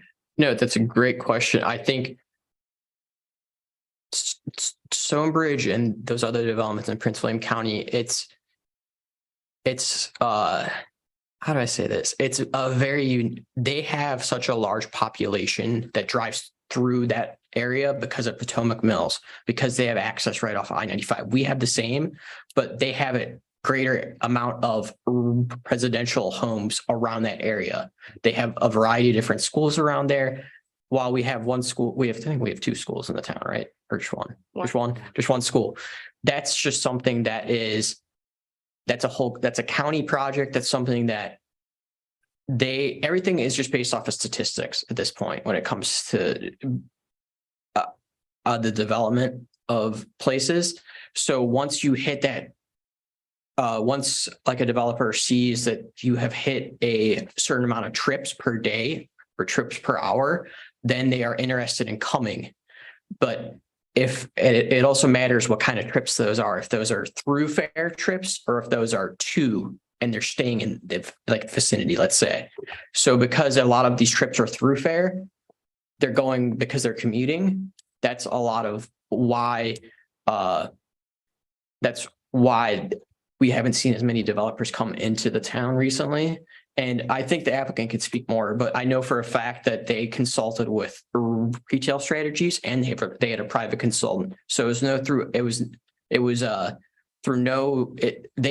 tried their best to market that location. They also they also own the Centerra office building now where Centerra is at. That's a 10% or 12% occupancy. So there's 30,000 square feet of commercial space over there. So when I was talking with the applicant throughout the process, while I understand the desire to have commercial along Main Street, I just think it didn't mix. I think we need to start to fill up these other spaces before we can even focus on this area. And then the land use attorney can. I guess my concern also is, with all due respect, and it's not about this developer. Prior to sitting on this board as a council member, I was on the planning commission. It seemed like we were presented with projects that promised retail. And then we got a bait and switch. Oh, it's not going to be retail. It's going to be apartments. Oh, it's not going to be this. It's going to be a mixed use. And, when we established the PMUD, the idea was not multi-housing options. the idea was to mix housing options with resale options. Mhm.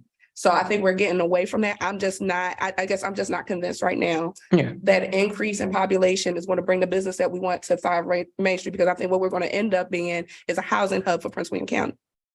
But if you want to respond to that, because right now I'm just not, I just don't see it. No, I totally understand where you're coming from on that.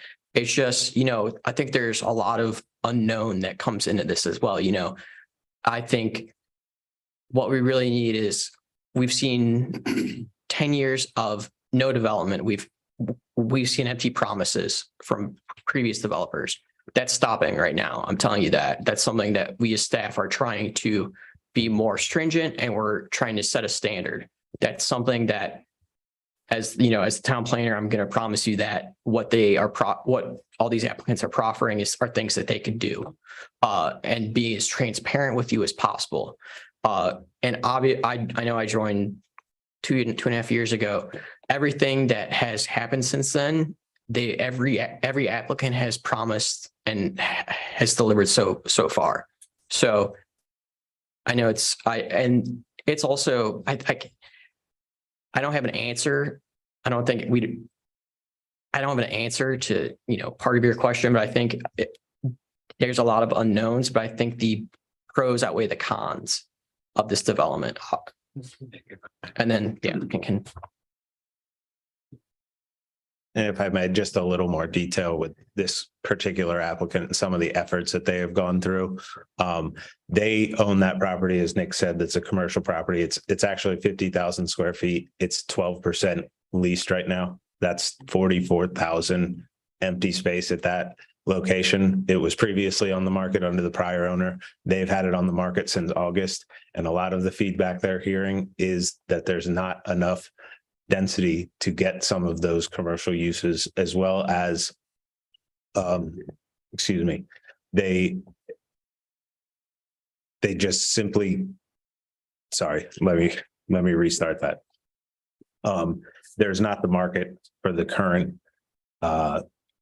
retail density. And I think some of the things that we see in Prince William County, Occoquan was a great example. That's a long historic town, as is Dumfries. When you draw a circle around Occoquan, you have to look at all of the residences that are in there. You get in Lorton, Fairfax, you have Woodbridge, significant density in that area, Lake Ridge, Dale City. That is a lot of residences and a lot of folks that can go and support those locations and those retail aspects. Someplace like Potomac Shores, where there's a town center plan and they are pursuing that, there are a lot of residences, but still not enough based on where Potomac Shores is located off the beaten path to generate that type of retail. Dumfries is in a great location that if you do get the trips and do get the density in these locations, that you can have that retail component. And I think that's one of the things that this applicant can bring to the table. Another thing about this site in particular regarding the commercial viability is the constraints on parking. Retailers in a suburban market need a lot of parking. There's no walking to this location in the current situation. So there is not enough parking to support a lot of that on this site. Additionally, based on the grade, you can't see it on 2-story plans. There is about a 5 stairs up from street level to where this retail could be located. That is something that is very undesirable for retail users and would discourage that. So those are some of the site specific things that have gone into that. And again, this applicant owning the commercial property is all well aware from its broker on the lack of viability in this current market for some of that commercial space. That's not happening. Thank you. Yes. Thank you, Nick, for the presentation and the recommendations from the boards. And I believe that a lot of hard work is going into what we have before us right now. The answers are in the data. The data doesn't support it, it's not going to happen. We can try to push it as the mayor has explained that we wanted to have in the past. And I was back on the council in 2016 when those were coming, and the presenters at the time, or the landowner at the time, the sentiment afterwards, here we go again, what's gonna happen now? You know, so now it's not, here we go again, what's gonna happen now? It's, here we are again with better data supporting evidence to support the project going forward. The only question I have is something that we got hung up on last time with the properties up the street. The name escapes me right now. But in the apartments, are we gonna have balconies? I think I asked this question last year, but the picture doesn't reflect that. Yes. So you can see. Sorry, can you put the presentation back there? And Can before you put the get there, presentation back up, Joseph? balconies and with the townhomes, however they have decided to be made, will they have balconies on them? Because we had the issue with that. And even Miss Councilwoman Peterson can attest to that with the homes at Highland Park. It was a big back and forth with the developer or so on, building the balcony when they build the house, adding it on later, what kind of permits you need for it Yeah. at the time, so forth and so on. I could actually talk about that. Yes, please. Yeah. Hold on. So if you look at the top image, you'll see the brick portion of the facade. Sorry, I'm not quite sure how to zoom in here. Those units have scattered balconies based on your comment when we presented in January. So we heard you, we included the balconies. They're not on every unit, but they're certainly present. You know, part of that is activating the Main Street. You know, we know that's a goal of this Main Street plan and the small area plan. So we wanted to be very sensitive to that in the design. And the townhomes? The townhomes, we haven't finished designing yet. You know, it's definitely something we'll consider. It's less common in the townhome models to have the balconies. And certainly we want to be, those will have stoops that will go directly onto the street. So we'll have to look architecturally and see how that they mesh, but So they would actually be to the rear. the balconies on the rear, you're saying? I'm not sure. Those are not designed yet. So, you know, that's something we will have to go through architectural review board as well during the site plan process. So that's definitely something we can address at that point. Just want to make sure it's out there so we won't have the same issues like we had up at Highland Park. Thank you. And another thing too, thank you for being here, showing up. One thing I always asked for in the past, if presentation is going to be made by the developer, they ought to be here. So thank you for always showing up. You're welcome. Thank you for having us. Ms. Panda, did you have something? Yes, Mr. Mayor, if with respect to the balconies, perhaps the applicant can help me, but I don't see a proffer as to balconies. And if you can address that, because I appreciate that you're showing them on the elevations and the renderings, Yeah. but unless they're proffered, they're not going to be included. Yeah. It's a guarantee. Yes. So I can speak to that slightly. So what happened, actually, there was issues with the interpretation of a deck versus a porch. My previous director did not want to allow decks to be built on the Highland Park townhomes. Once he left, I said it would be an unenclosed porch, which would allow to be encroaching halfway into the setback. Because I don't want someone to, I don't want this someone's right to have it. An unenclosed porch, which in all intents and purposes is a deck on the back of their property. So that was kind of the go back and forth between the town square applicant and Brian was actually their land use attorney who can probably speak to that a little bit. And I actually made a comment during one of the submissions about that. Thank you for the clarification, but I'm glad you picked up on what I meant. Yeah. Balconies for the apartments. Yeah. Decks or porches or whatever for the townhome. Balconies, I believe, can encroach 25% per the HEMA zoning district guidelines, so that would be fine. Okay, but the decks, I'm glad you. Yeah, the decks is the issue. Thank you for the clarification. And as Nick stated, that was a narrow read of the zoning ordinance by a prior zoning administrator with the town. And there are permissions for encroachments into the setback and building line restrictions for certain decks. All right. Ms. Panda, you good? No, Mr. Mayor, I'm still, No. that was Highland It's a Park. I'm question. still trying to, my question was about this project because as Councilman Fields has indicated, a strong concern about balconies. And I'm not seeing it. I just want you to understand that there's not a commitment to do balconies in these proffers. There may end up being balconies, but if you're looking for an enforcement mechanism by the proffers in the future, you do not have them in these proffers. Just, that's what I want to make clear. Vice Mayor, floor is yours. Thank you. Okay, so now I'm going to pick up where Ms. Pandas left off. So when we get to that part, if we make it there, we want to make sure we add that to the language. So I have a few comments. Oh, goodness, I don't even know where I want to start. So, okay. The market rate apartments versus any other income rated restrictions. I like that idea. I love the rendering and I like what you all are proposing as far as the optics. I love everything about that. I like how it looks. What I don't like is the removal of the commercial, the retail part of it. For everything that Councilwoman Miles has said. I heard you talk about, you know, the density and, you know, the need for having more people here. And to her point, what we don't want is to become, you know, Prince William County's hub for housing. What we want is, as it states in our comprehensive plan, is we want Main Street to become a vibrant Main Street.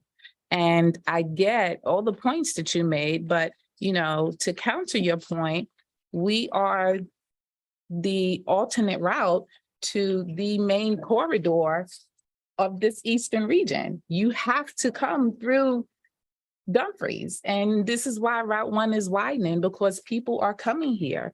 Number one, if for nothing else, but because there's an accident on I-95. People are coming here because they have to. And then you have people who are coming here by choice because they're not riding on 95. So people are coming through Dumfries, some on purpose and some accidentally. So we have people who will be coming through here. The other part of that is we also now have one of the biggest entertainment complexes in this northeastern corridor between Richmond and the harbor. So again, we're going to have people purposely here. So what you guys are proposing will now have visibility. So yes, you are bringing more residents here, but I see an opportunity for this commercial area. And while I am all for the residential part of it, I am absolutely against all resident and no commercial. That's a hard no for me, because to the point that the mayor has made, every time we do this, or every time since I've been here that it's been talked about, it's been, yes, we're going to do it. Oh, but this happened and now we can't. And we're running out of options ourselves as far as what we can do, because when you look at what we have left to work with on Main Street, we're running out of options for providing commercial activity on Main Street. So what we're going to end up with is a bunch more residents and nothing commercial to give them. How do we turn this into a downtown, a thriving downtown, if we don't have any commercial activity to give the residents other than some green space? So I want to see commercial. The other part of it is, I even see in the language that you all put here that, and it honestly, it kind of felt disingenuous. And I circled it because it felt so disingenuous, but I lost it in all of this, but there's a lot of paperwork here. But it's like you all quoted what we had written in our commercial plan what we have written in our comprehensive plan about how we wanted this to be a thriving Main Street with the commercial aspect. And you all said that, oh, well, we'll bring the residents because that'll help with the commercial aspect of it based on our comprehensive plan. But it seemed more like a play on words and a spin on the words, and it seemed disingenuous because what you're doing is not giving us what we specifically asked for in this comprehensive plan that we worked so hard on, and even got the feedback from our residents that they want the commercial activity here, they want the commercial options.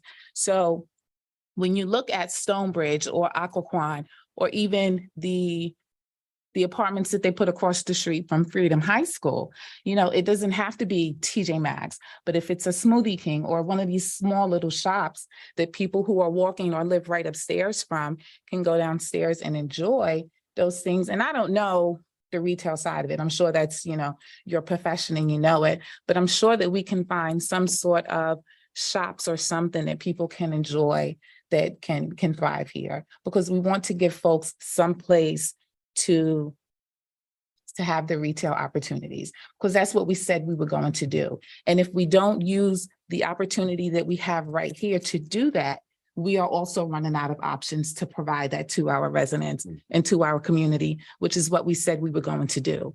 If we don't put it here, like we said we would, I don't see how many more options we have to do that. And so it's a hard no for me if we do not find a way to include some sort of commercial. Then with what you all are offering, I want to know what are the deciding factors in whether or not it'll be stacked townhomes. I also would like someone to talk to me about why are we talking about apartments versus condos? Because when you talk condos, those are investments into the community, because now we have ownership versus renters, and transient renters is different. Even when the representative from Quantico was talking about the folks from the base needing a place to live, they're here for 3 to 5 years and they're gone. They're not owners, they're not homeowners. And I understand they need a place to live, but they're temporary.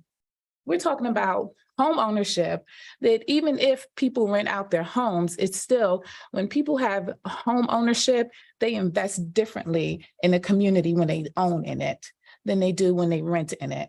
So condos to me seem like even a better option than renting. So that's all I have for now. Okay, well, thank you very much for your feedback. I'll address the comments with respect to the product type first. So the decision to construct single-family towns in the townhouse format versus the 2/2 format will be decided in the coming months once we pair with a national builder partner. We're not builders of townhomes. So we are having this approved, and we'll work to partner with a builder. And the builders have all types of data that inform what the market will absorb at a certain time. Right now, as I'm sure you know, interest rates are extremely high and driving up home prices, making, first-time homes inaccessible to a lot of people. To me, that data says that a 2/2 product is more likely in this market. Whether interest rates rise again in May or whether they start to decrease, we'll still be in the pocket where, design can be impacted, but it's really a market-driven decision that will be made by our builder partners there. With respect to multifamily apartments versus condo, we don't do condo. It's not, there are very few developers in the area that do the condo product type. We are multifamily developers. We have no experience doing condo. It's just not what we do. There's a huge risk profile to it that we don't have any interest in participating in. We think that this product, the rental product, is, an excellent option to bring affordable, accessible apartments to build density in the community. The previous project, which was approved, had, 320 only rental apartments. We're offering a mix of housing types, which we think will improve the overall chemistry of the community.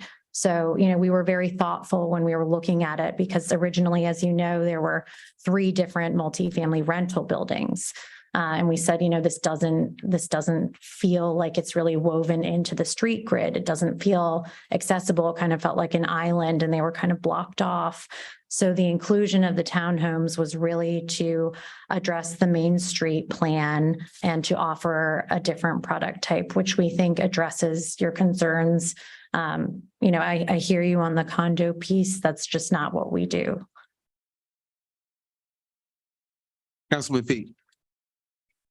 Yes, great presentation as always, and thank you for the information, Nick. Couple concerns here. One of them is real quick. Our previous developer was offering a underground garage, right? And my first concern here is parking. I'm not sure of how many parking spaces we have allotted for this community here. And I'm not for sure of how many parking spaces we have allotted for this community here, with the option on the other side of going in three directions of a townhouse, four-story, or even a 202. And understanding that will increase, if we have an X amount of parking spaces, that would increase our parking in vehicles. I also heard that we'll have parking alongside Main Street. One of my concerns is, will the runoff of the increased residency run over into the parking of Main Street? Then I move on to, we're putting a development next to the next to Town Hall. One of my major concerns is safety first. I'm looking at more residents being placed beside the Town Hall, which is also next to our police department, with, at the time, unsecured vehicles. I'm looking to see if we can get our police department vehicles secured before this process here. I have an issue with adding more residents to the Town Hall building, and our Town Hall building is kind of wide open a little bit at the bottom base, at the entrance.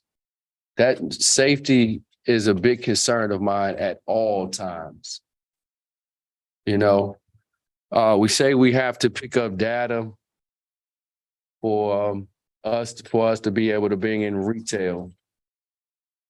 I'm not for sure of that, because there's a lot of traffic and vehicles moving around throughout this corridor here. I believe that when Pizza Hut opens, it's going to do well. I believe that one point of time ago, there was I'm not for sure if we're still there, that we had someone looking into retail to bring to this area. I haven't heard anything about that since then. Maybe if we can get an update on that, or if we're still moving on. That organization that was supposed to be looking for us to bring in retail. This looks like more so, without us bringing in retail, that are we projecting that our retail is going to be just the Rose Resort, to where these residents, it looks like they can just walk straight up from the design that's being presented in front of us, that they can just walk right up, and that the retail would be considered the restaurants and the gaming and the sports arena and the things like that are just in the resort. When we go back to Destination Dumfries and the market on Main Street, and turning Main Street into a downtown Destination Main Street spot, I believe that what I'm hearing from council, and believe myself, is that we're looking forward to heavily lean on retail, being that we were shut down per se the first go round.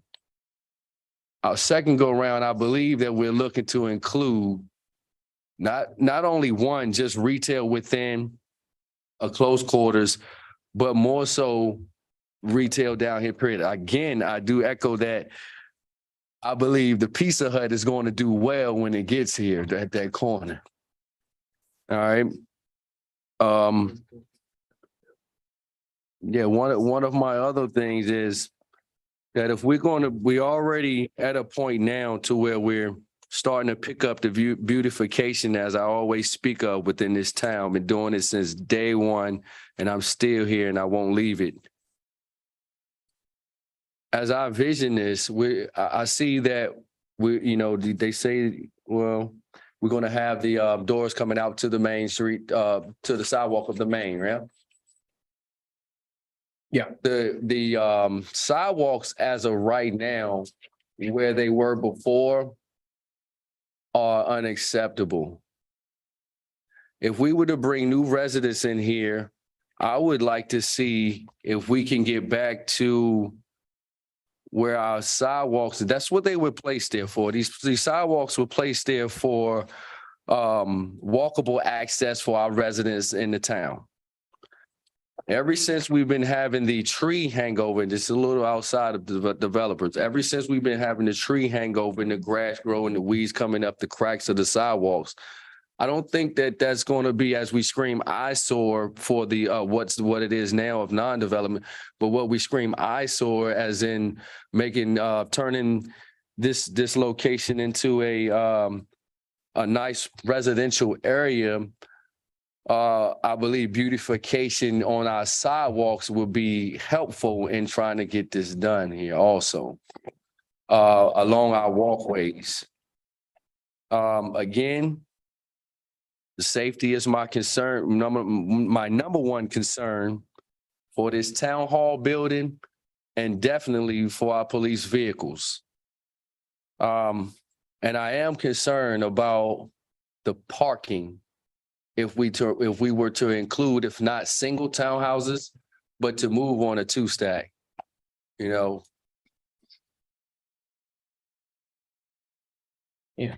And, okay, another thing that we could look at is of history, as the mayor would say, of history, is there was a time when we had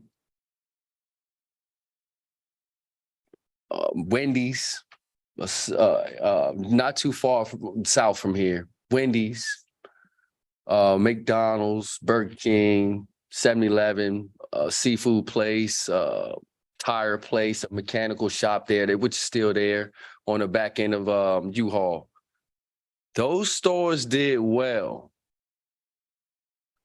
with minimal residency of what we're talking about now, the occupancy that we're talking about bringing in here now. So in the same breath of we need to up our data or relook at the data to bring in for retail to come into this area. This area is yarning and screaming for retail to come into this area. I throw it in there. I work in a barbershop. I hear the language often. We need more food. We need more places to go. If we're looking at, as a governing body and the council, to bring this, to turn this into a destination dump-free spot, I don't think that this council is moving on turning this into a residential destination dump-free spot. I believe from my understanding, I believe that we're moving on a more so balance of residential and retail, if we can start looking into that vision of Dumfries, the town of Dumfries. I would like to see if we can get a confirmed option on what we're going to do with the right. Well, if you're going into it, it would be the left side of the development. What we're going to do, like, because if we're moving on a 2-over-2 or 4-story, well, more so 2-on-2, that's going to be a major concern to me when it comes down to parking. Sorry to interrupt you, but both the townhome and the 2-over-2 models have garage parking. Oh, okay. Okay, actually. Sorry to interrupt. I just wanted to thank you for that, address because that. that's a big help. Because I'm not looking for if we, as we design and develop this Main Street corridor here, right? I'm not looking for the runoff of. Yes, sir, and none of One our, second. Yes. I'm not looking for the runoff of residency to run off onto the Main Street to where we're now ticketing the developers' residents for parking on our main. absolutely. And our plan actually doesn't include any of the Main Street parking. There's no striping for parking now. So our parking is self-contained. And one thing that has become a national trend is the reduction in parking ratios. We discussed that last night. We're actually working in several jurisdictions in Virginia where they are eliminating parking ratios, but the parking ratio here is 1.3, which we believe is appropriate for the product type. And as I said, both the 2/2 format and the single family will have individual garages for those units. So Excellent, because I am definitely looking to support this style of apartments and townhomes with some minor tweaks towards it of the councilman's recommendations. And Councilman, one clarification on the 2/2 or townhome option. There's in the proffers, there's a minimum of 130 parking spaces committed to that land bay.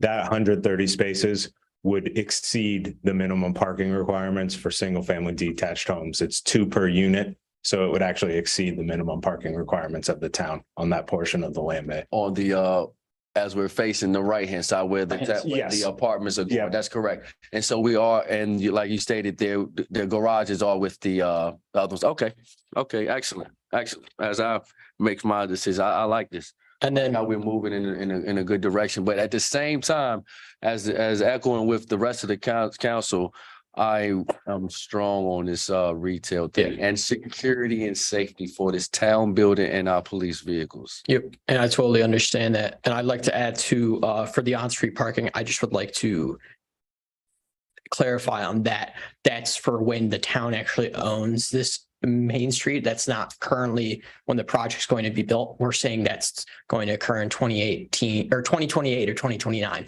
when we actually own Main Street. That way, but that's the goal, is to have a multi-modal Main Street where you could actually bike up and down, you could walk up and down, you could drive up and down. It's safe for all forms of transportation.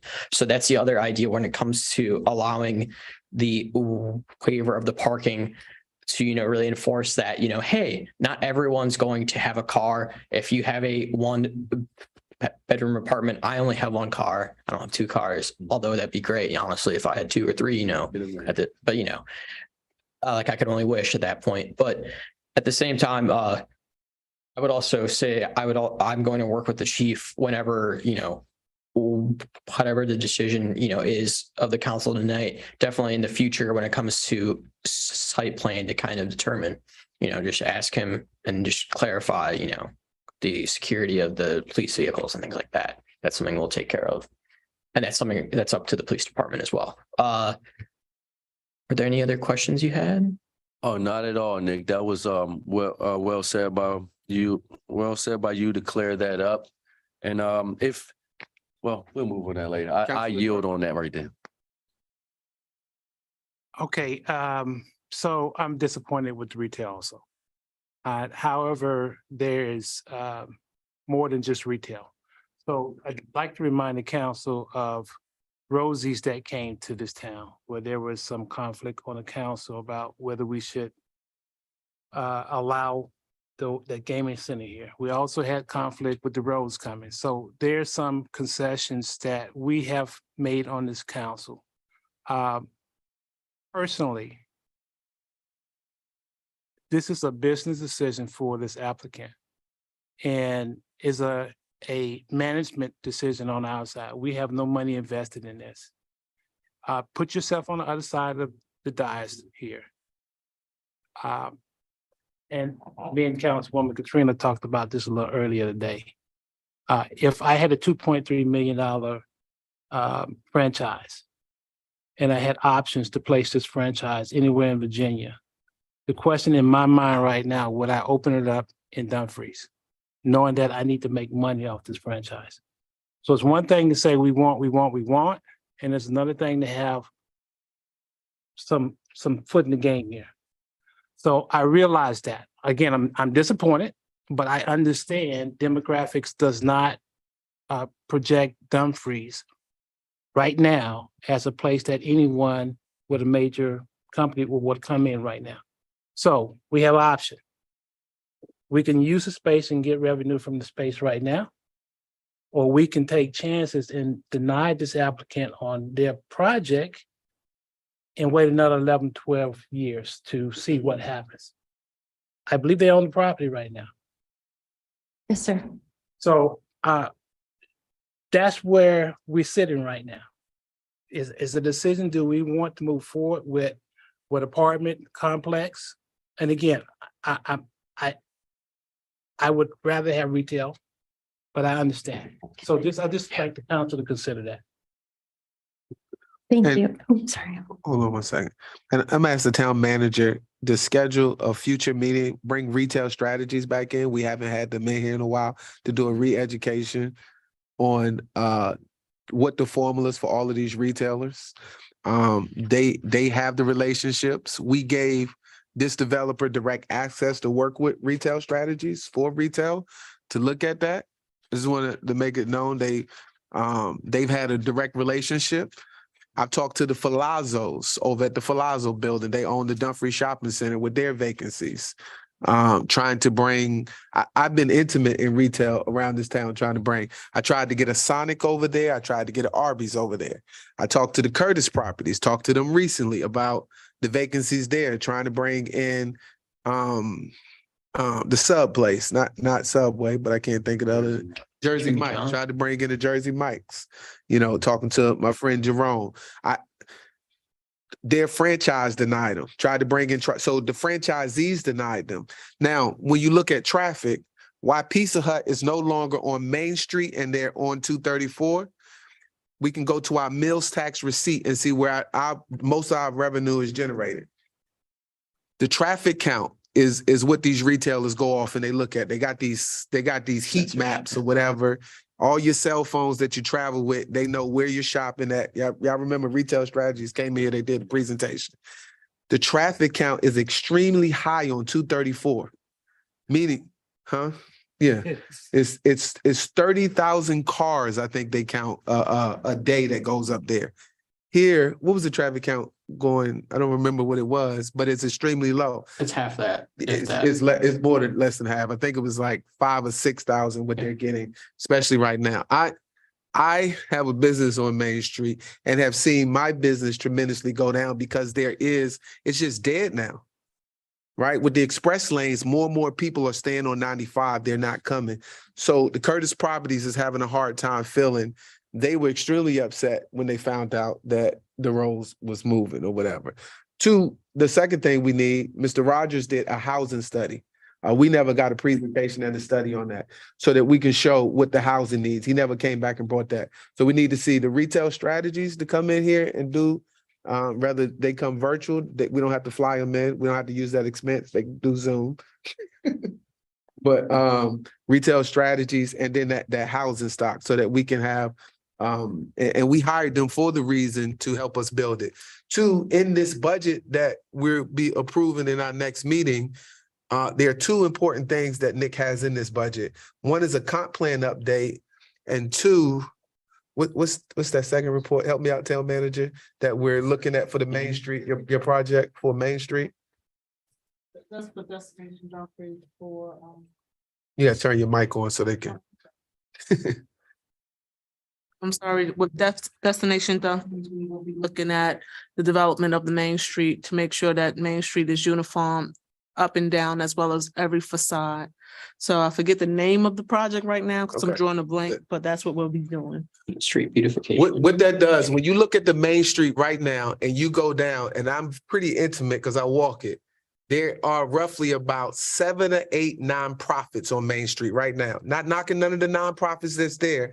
That's not commercial. It's not how much revenue are we generating for and some that don't have any permits. Yeah, I could come before. So I just want to make a point to what's on Main Street right now, right? Because until we get this uniform plan, redo this comp plan, and come up with either economic development authority or a plan as we begin this Route 1 widening project and this realignment project to get this Main Street. My dream for Dumfries is it to become a Main Street community. And to get a Main Street community, I've been talking about this since 2012. I've been over to Manassas, sitting in on the meetings, trying to figure out what it takes to become a Main Street community.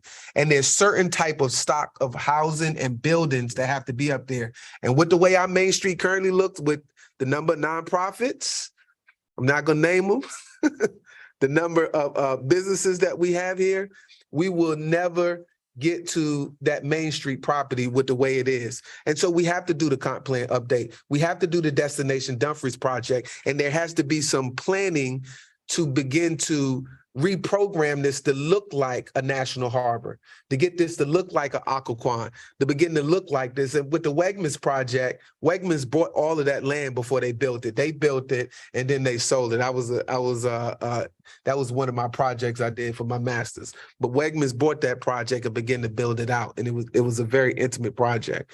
But I just want to say, in order to get there, there are certain things that retailers look at when you try to go and get a Jersey Mike's or tropical smoothies, and they look at traffic count, they look at revenue. One of the reasons why it's been challenging to bring in a Trader Joe's or a Whole Foods or a Harris Teeter to this area is, one, they count all of the grocery stores in this area as grocery stores. They count Walmart, they count Food Line, they count U-Mart, Toto's, and they say we got all of these in a certain industry. So I have personally called a lot of these retailers, personally me, asking them to come here, asking what it takes, asking what it is. Me, I personally, I'm saying nobody else, but I've been on the phone making these calls, trying to make it happen, to figure out what it is. I spend my own time to do this because I want Dumfries to be a destination place and retailers to come. So I understand that we don't have it because nobody's come here. I got personal relationship with franchisees who I talk to. I ask them what their numbers are. I ask them what their relationships were. You know, I brought the clerk in on a call with Retail Strategies 2 weeks ago just to figure out where is our demand and where we're at. So that's why I say bring them in here so that everybody can hear these conversations, so that I think it needs to be a better education on why we have retail strategies and why it takes a strategy to bring in retail to this area. It's a nicety to say bring in retail now, but if the retail, as Councilman Brown said, if they ain't gonna make their money and spend their money here, then we really can't make it happen. Vice Mayor. So 2 things. I thought I heard Nick say that VDOT, when you said it, I thought I heard you say VDOT had something to do with determining the density standard for commercial development. And so, no, I haven't made those calls and I don't have those franchise connections. But when I think about common sense, what doesn't make common sense to me is when I keep hearing density, density, density. And I think about the fact that the town of Dumfries is less than 2 square miles and we have almost 6,000 residents. And so while I'm not saying that, no, we don't want this beautiful building and this beautiful facade, because it looks great. And yes, it will bring in additional residents, but if we can put a couple of retails down there to bring in a couple of businesses, then I don't see why that's such a hardship. And then to your point, Mayor, you said, well, we have nonprofits down here in the town of Dumfries and they're there. That takes me back to my point where I asked the question, if we don't take advantage of the potential for some retail locations now with this new building that's potentially coming in, where will the new retail places go? Because we can't just arbitrarily tell the nonprofits, vacate your location because we want to put a retail location here that's going to actually bring in an income. So where do they go?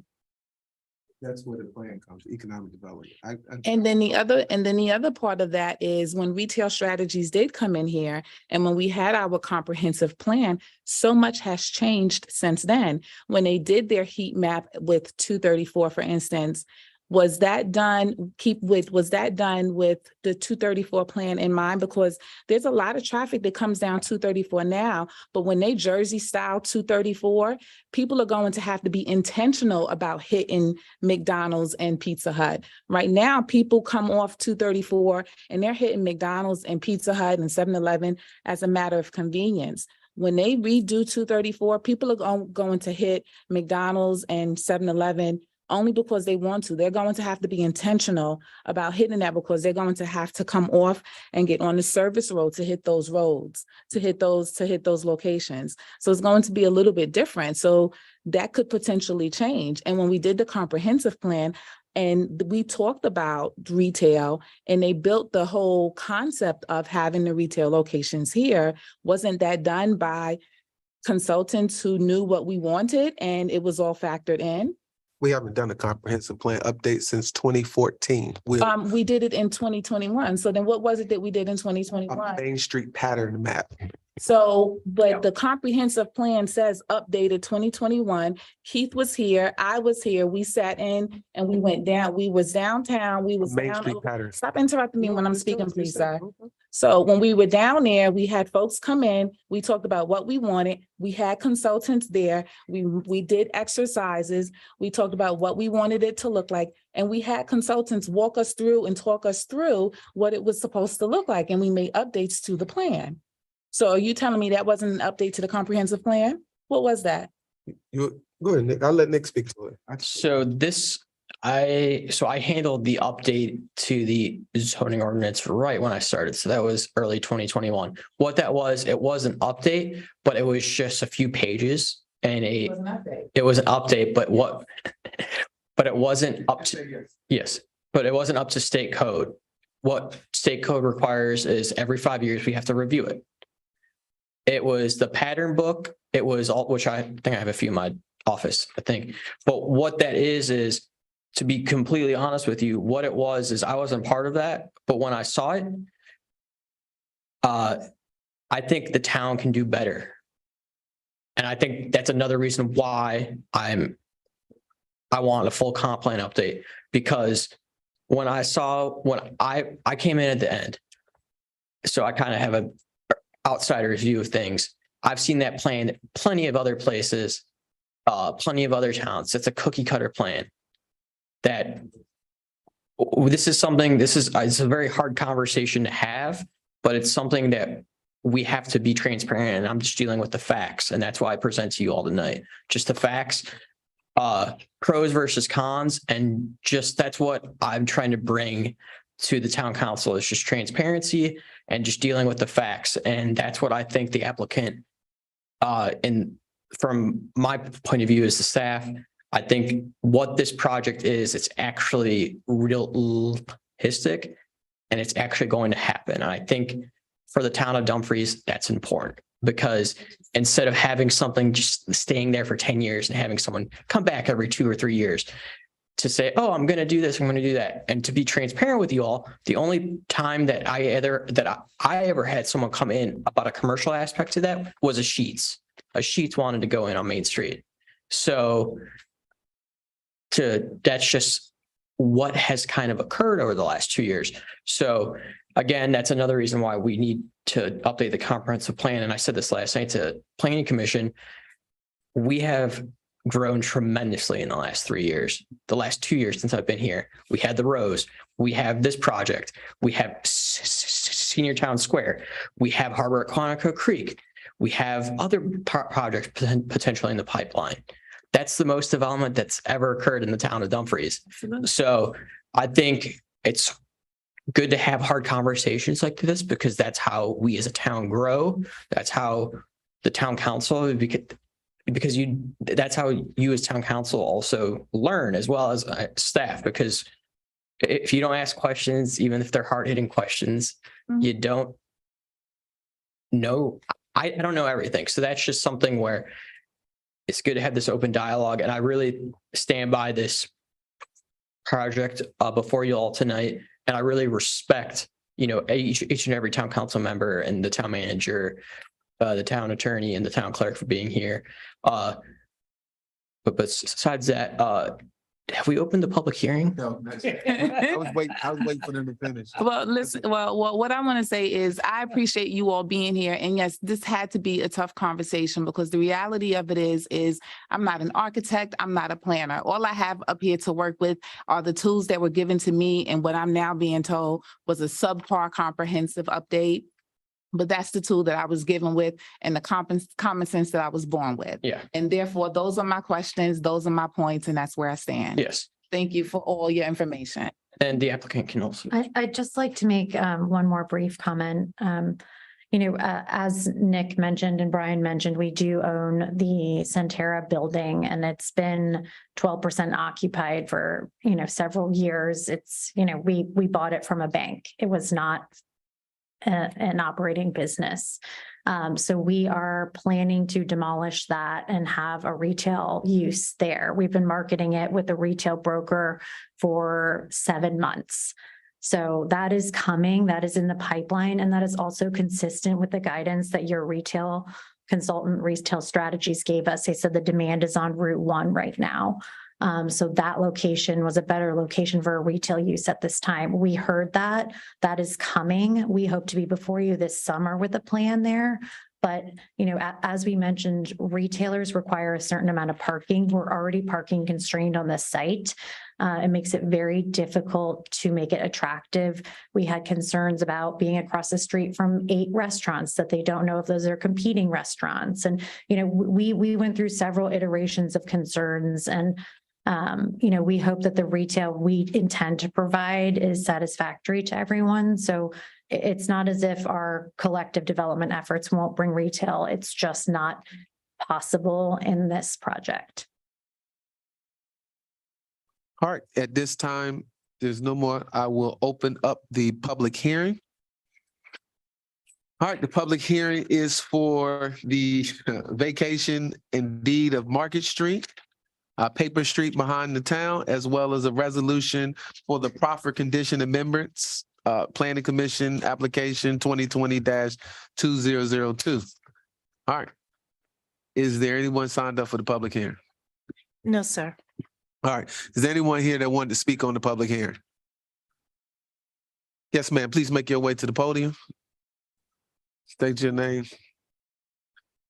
Good evening, everyone. My name is Ebony Lofton. I live on Milroy Drive. I've been listening to the council meeting, and I think that you all have made some really great points. I think that obviously, Mayor Wood, I can attest to having done some due diligence on your time here in the town. You definitely have been consistent in wanting this town to be a destination place. And I think that it is important, regardless of what you feel about the Rose, it's coming.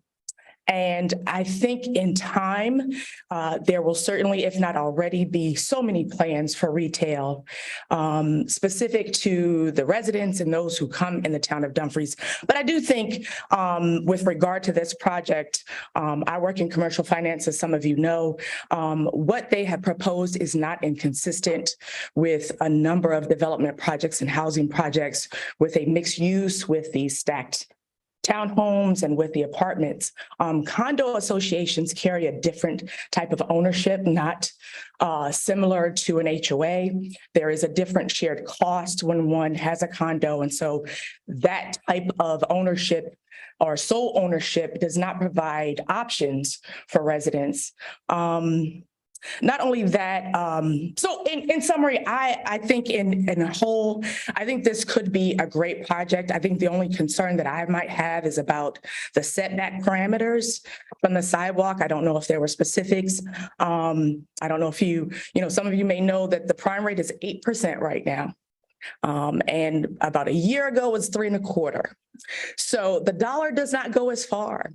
And I certainly have looked at the tax records and know the investment that this development has made just in purchasing this project. As you said, Mayor Wood, this has been sitting for a while. If nothing else, it would be great to see some of the grass and the overgrown greens cut down in between. previously, if I recall, the presentation they made did not provide for parking. So there is at least some parking provided.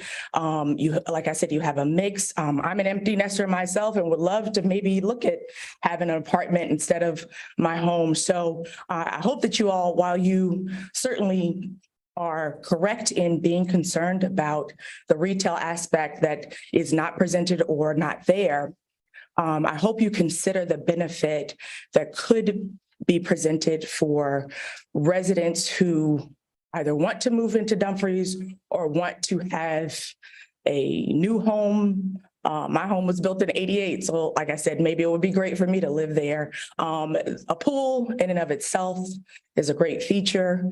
And there's so many other opportunities for Main Street that could exist elsewhere, like they mentioned about other retail, and it will absolutely come in time. But I certainly, without all of the specifics, but I, on the surface, support this measure because I think as you're considering 220 families and 60 other families that could certainly come to the town of Dumfries. Thank you so much for your time.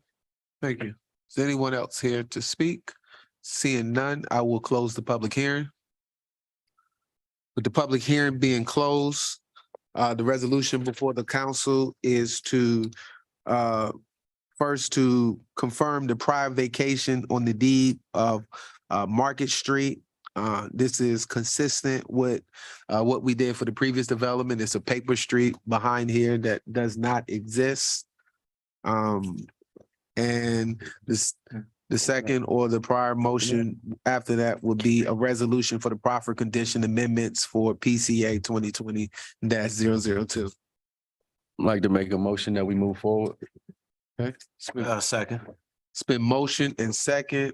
You want to do them separate? No, I just want to make sure it's clear for the clerk whether they're being done together, whether they're being done separately. Okay. Okay, your motion for both of them? Yeah, for both of them to be together, Mayor. Yes. Okay, Second, the same. all right. Did you want the attorney to add the proper? Public hearing for I'm sorry.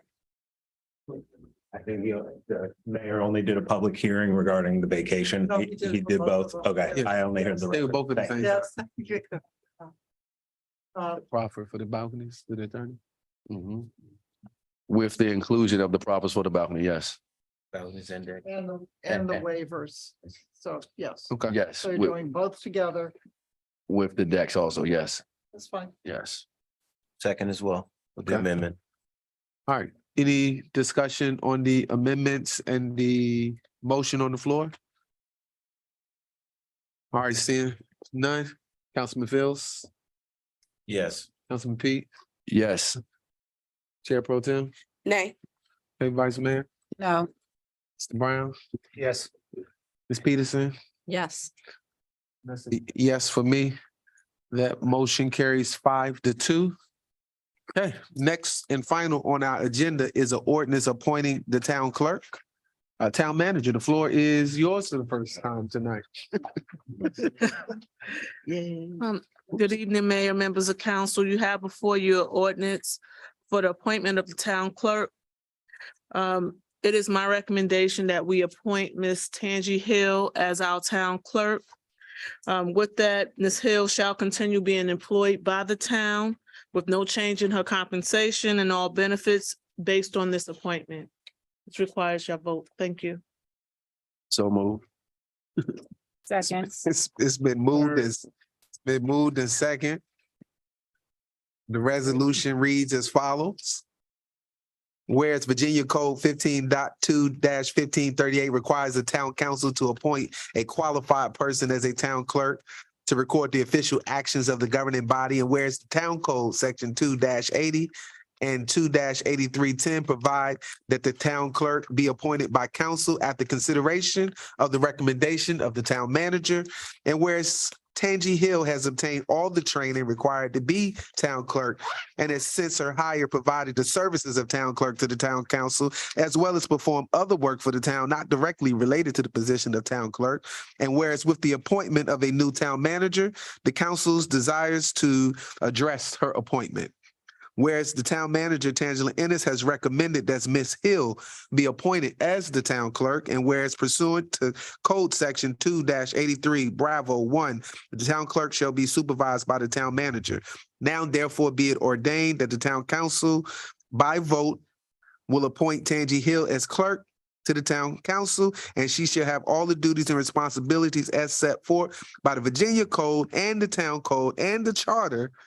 And be it further ordained that Ms. Hill shall continue to be employed by the town with no change in your compensation based on this appointment. It's been moved and second. I will now call for the question. Ms. Peterson? Okay, Mr. Brown? Yes. Vice Mayor? Yes. Chair Pro Tem? Aye. Mr. Pete? Yes. Mr. Fields? I say yes. I think I might abstain after that. No, that's a yes for me.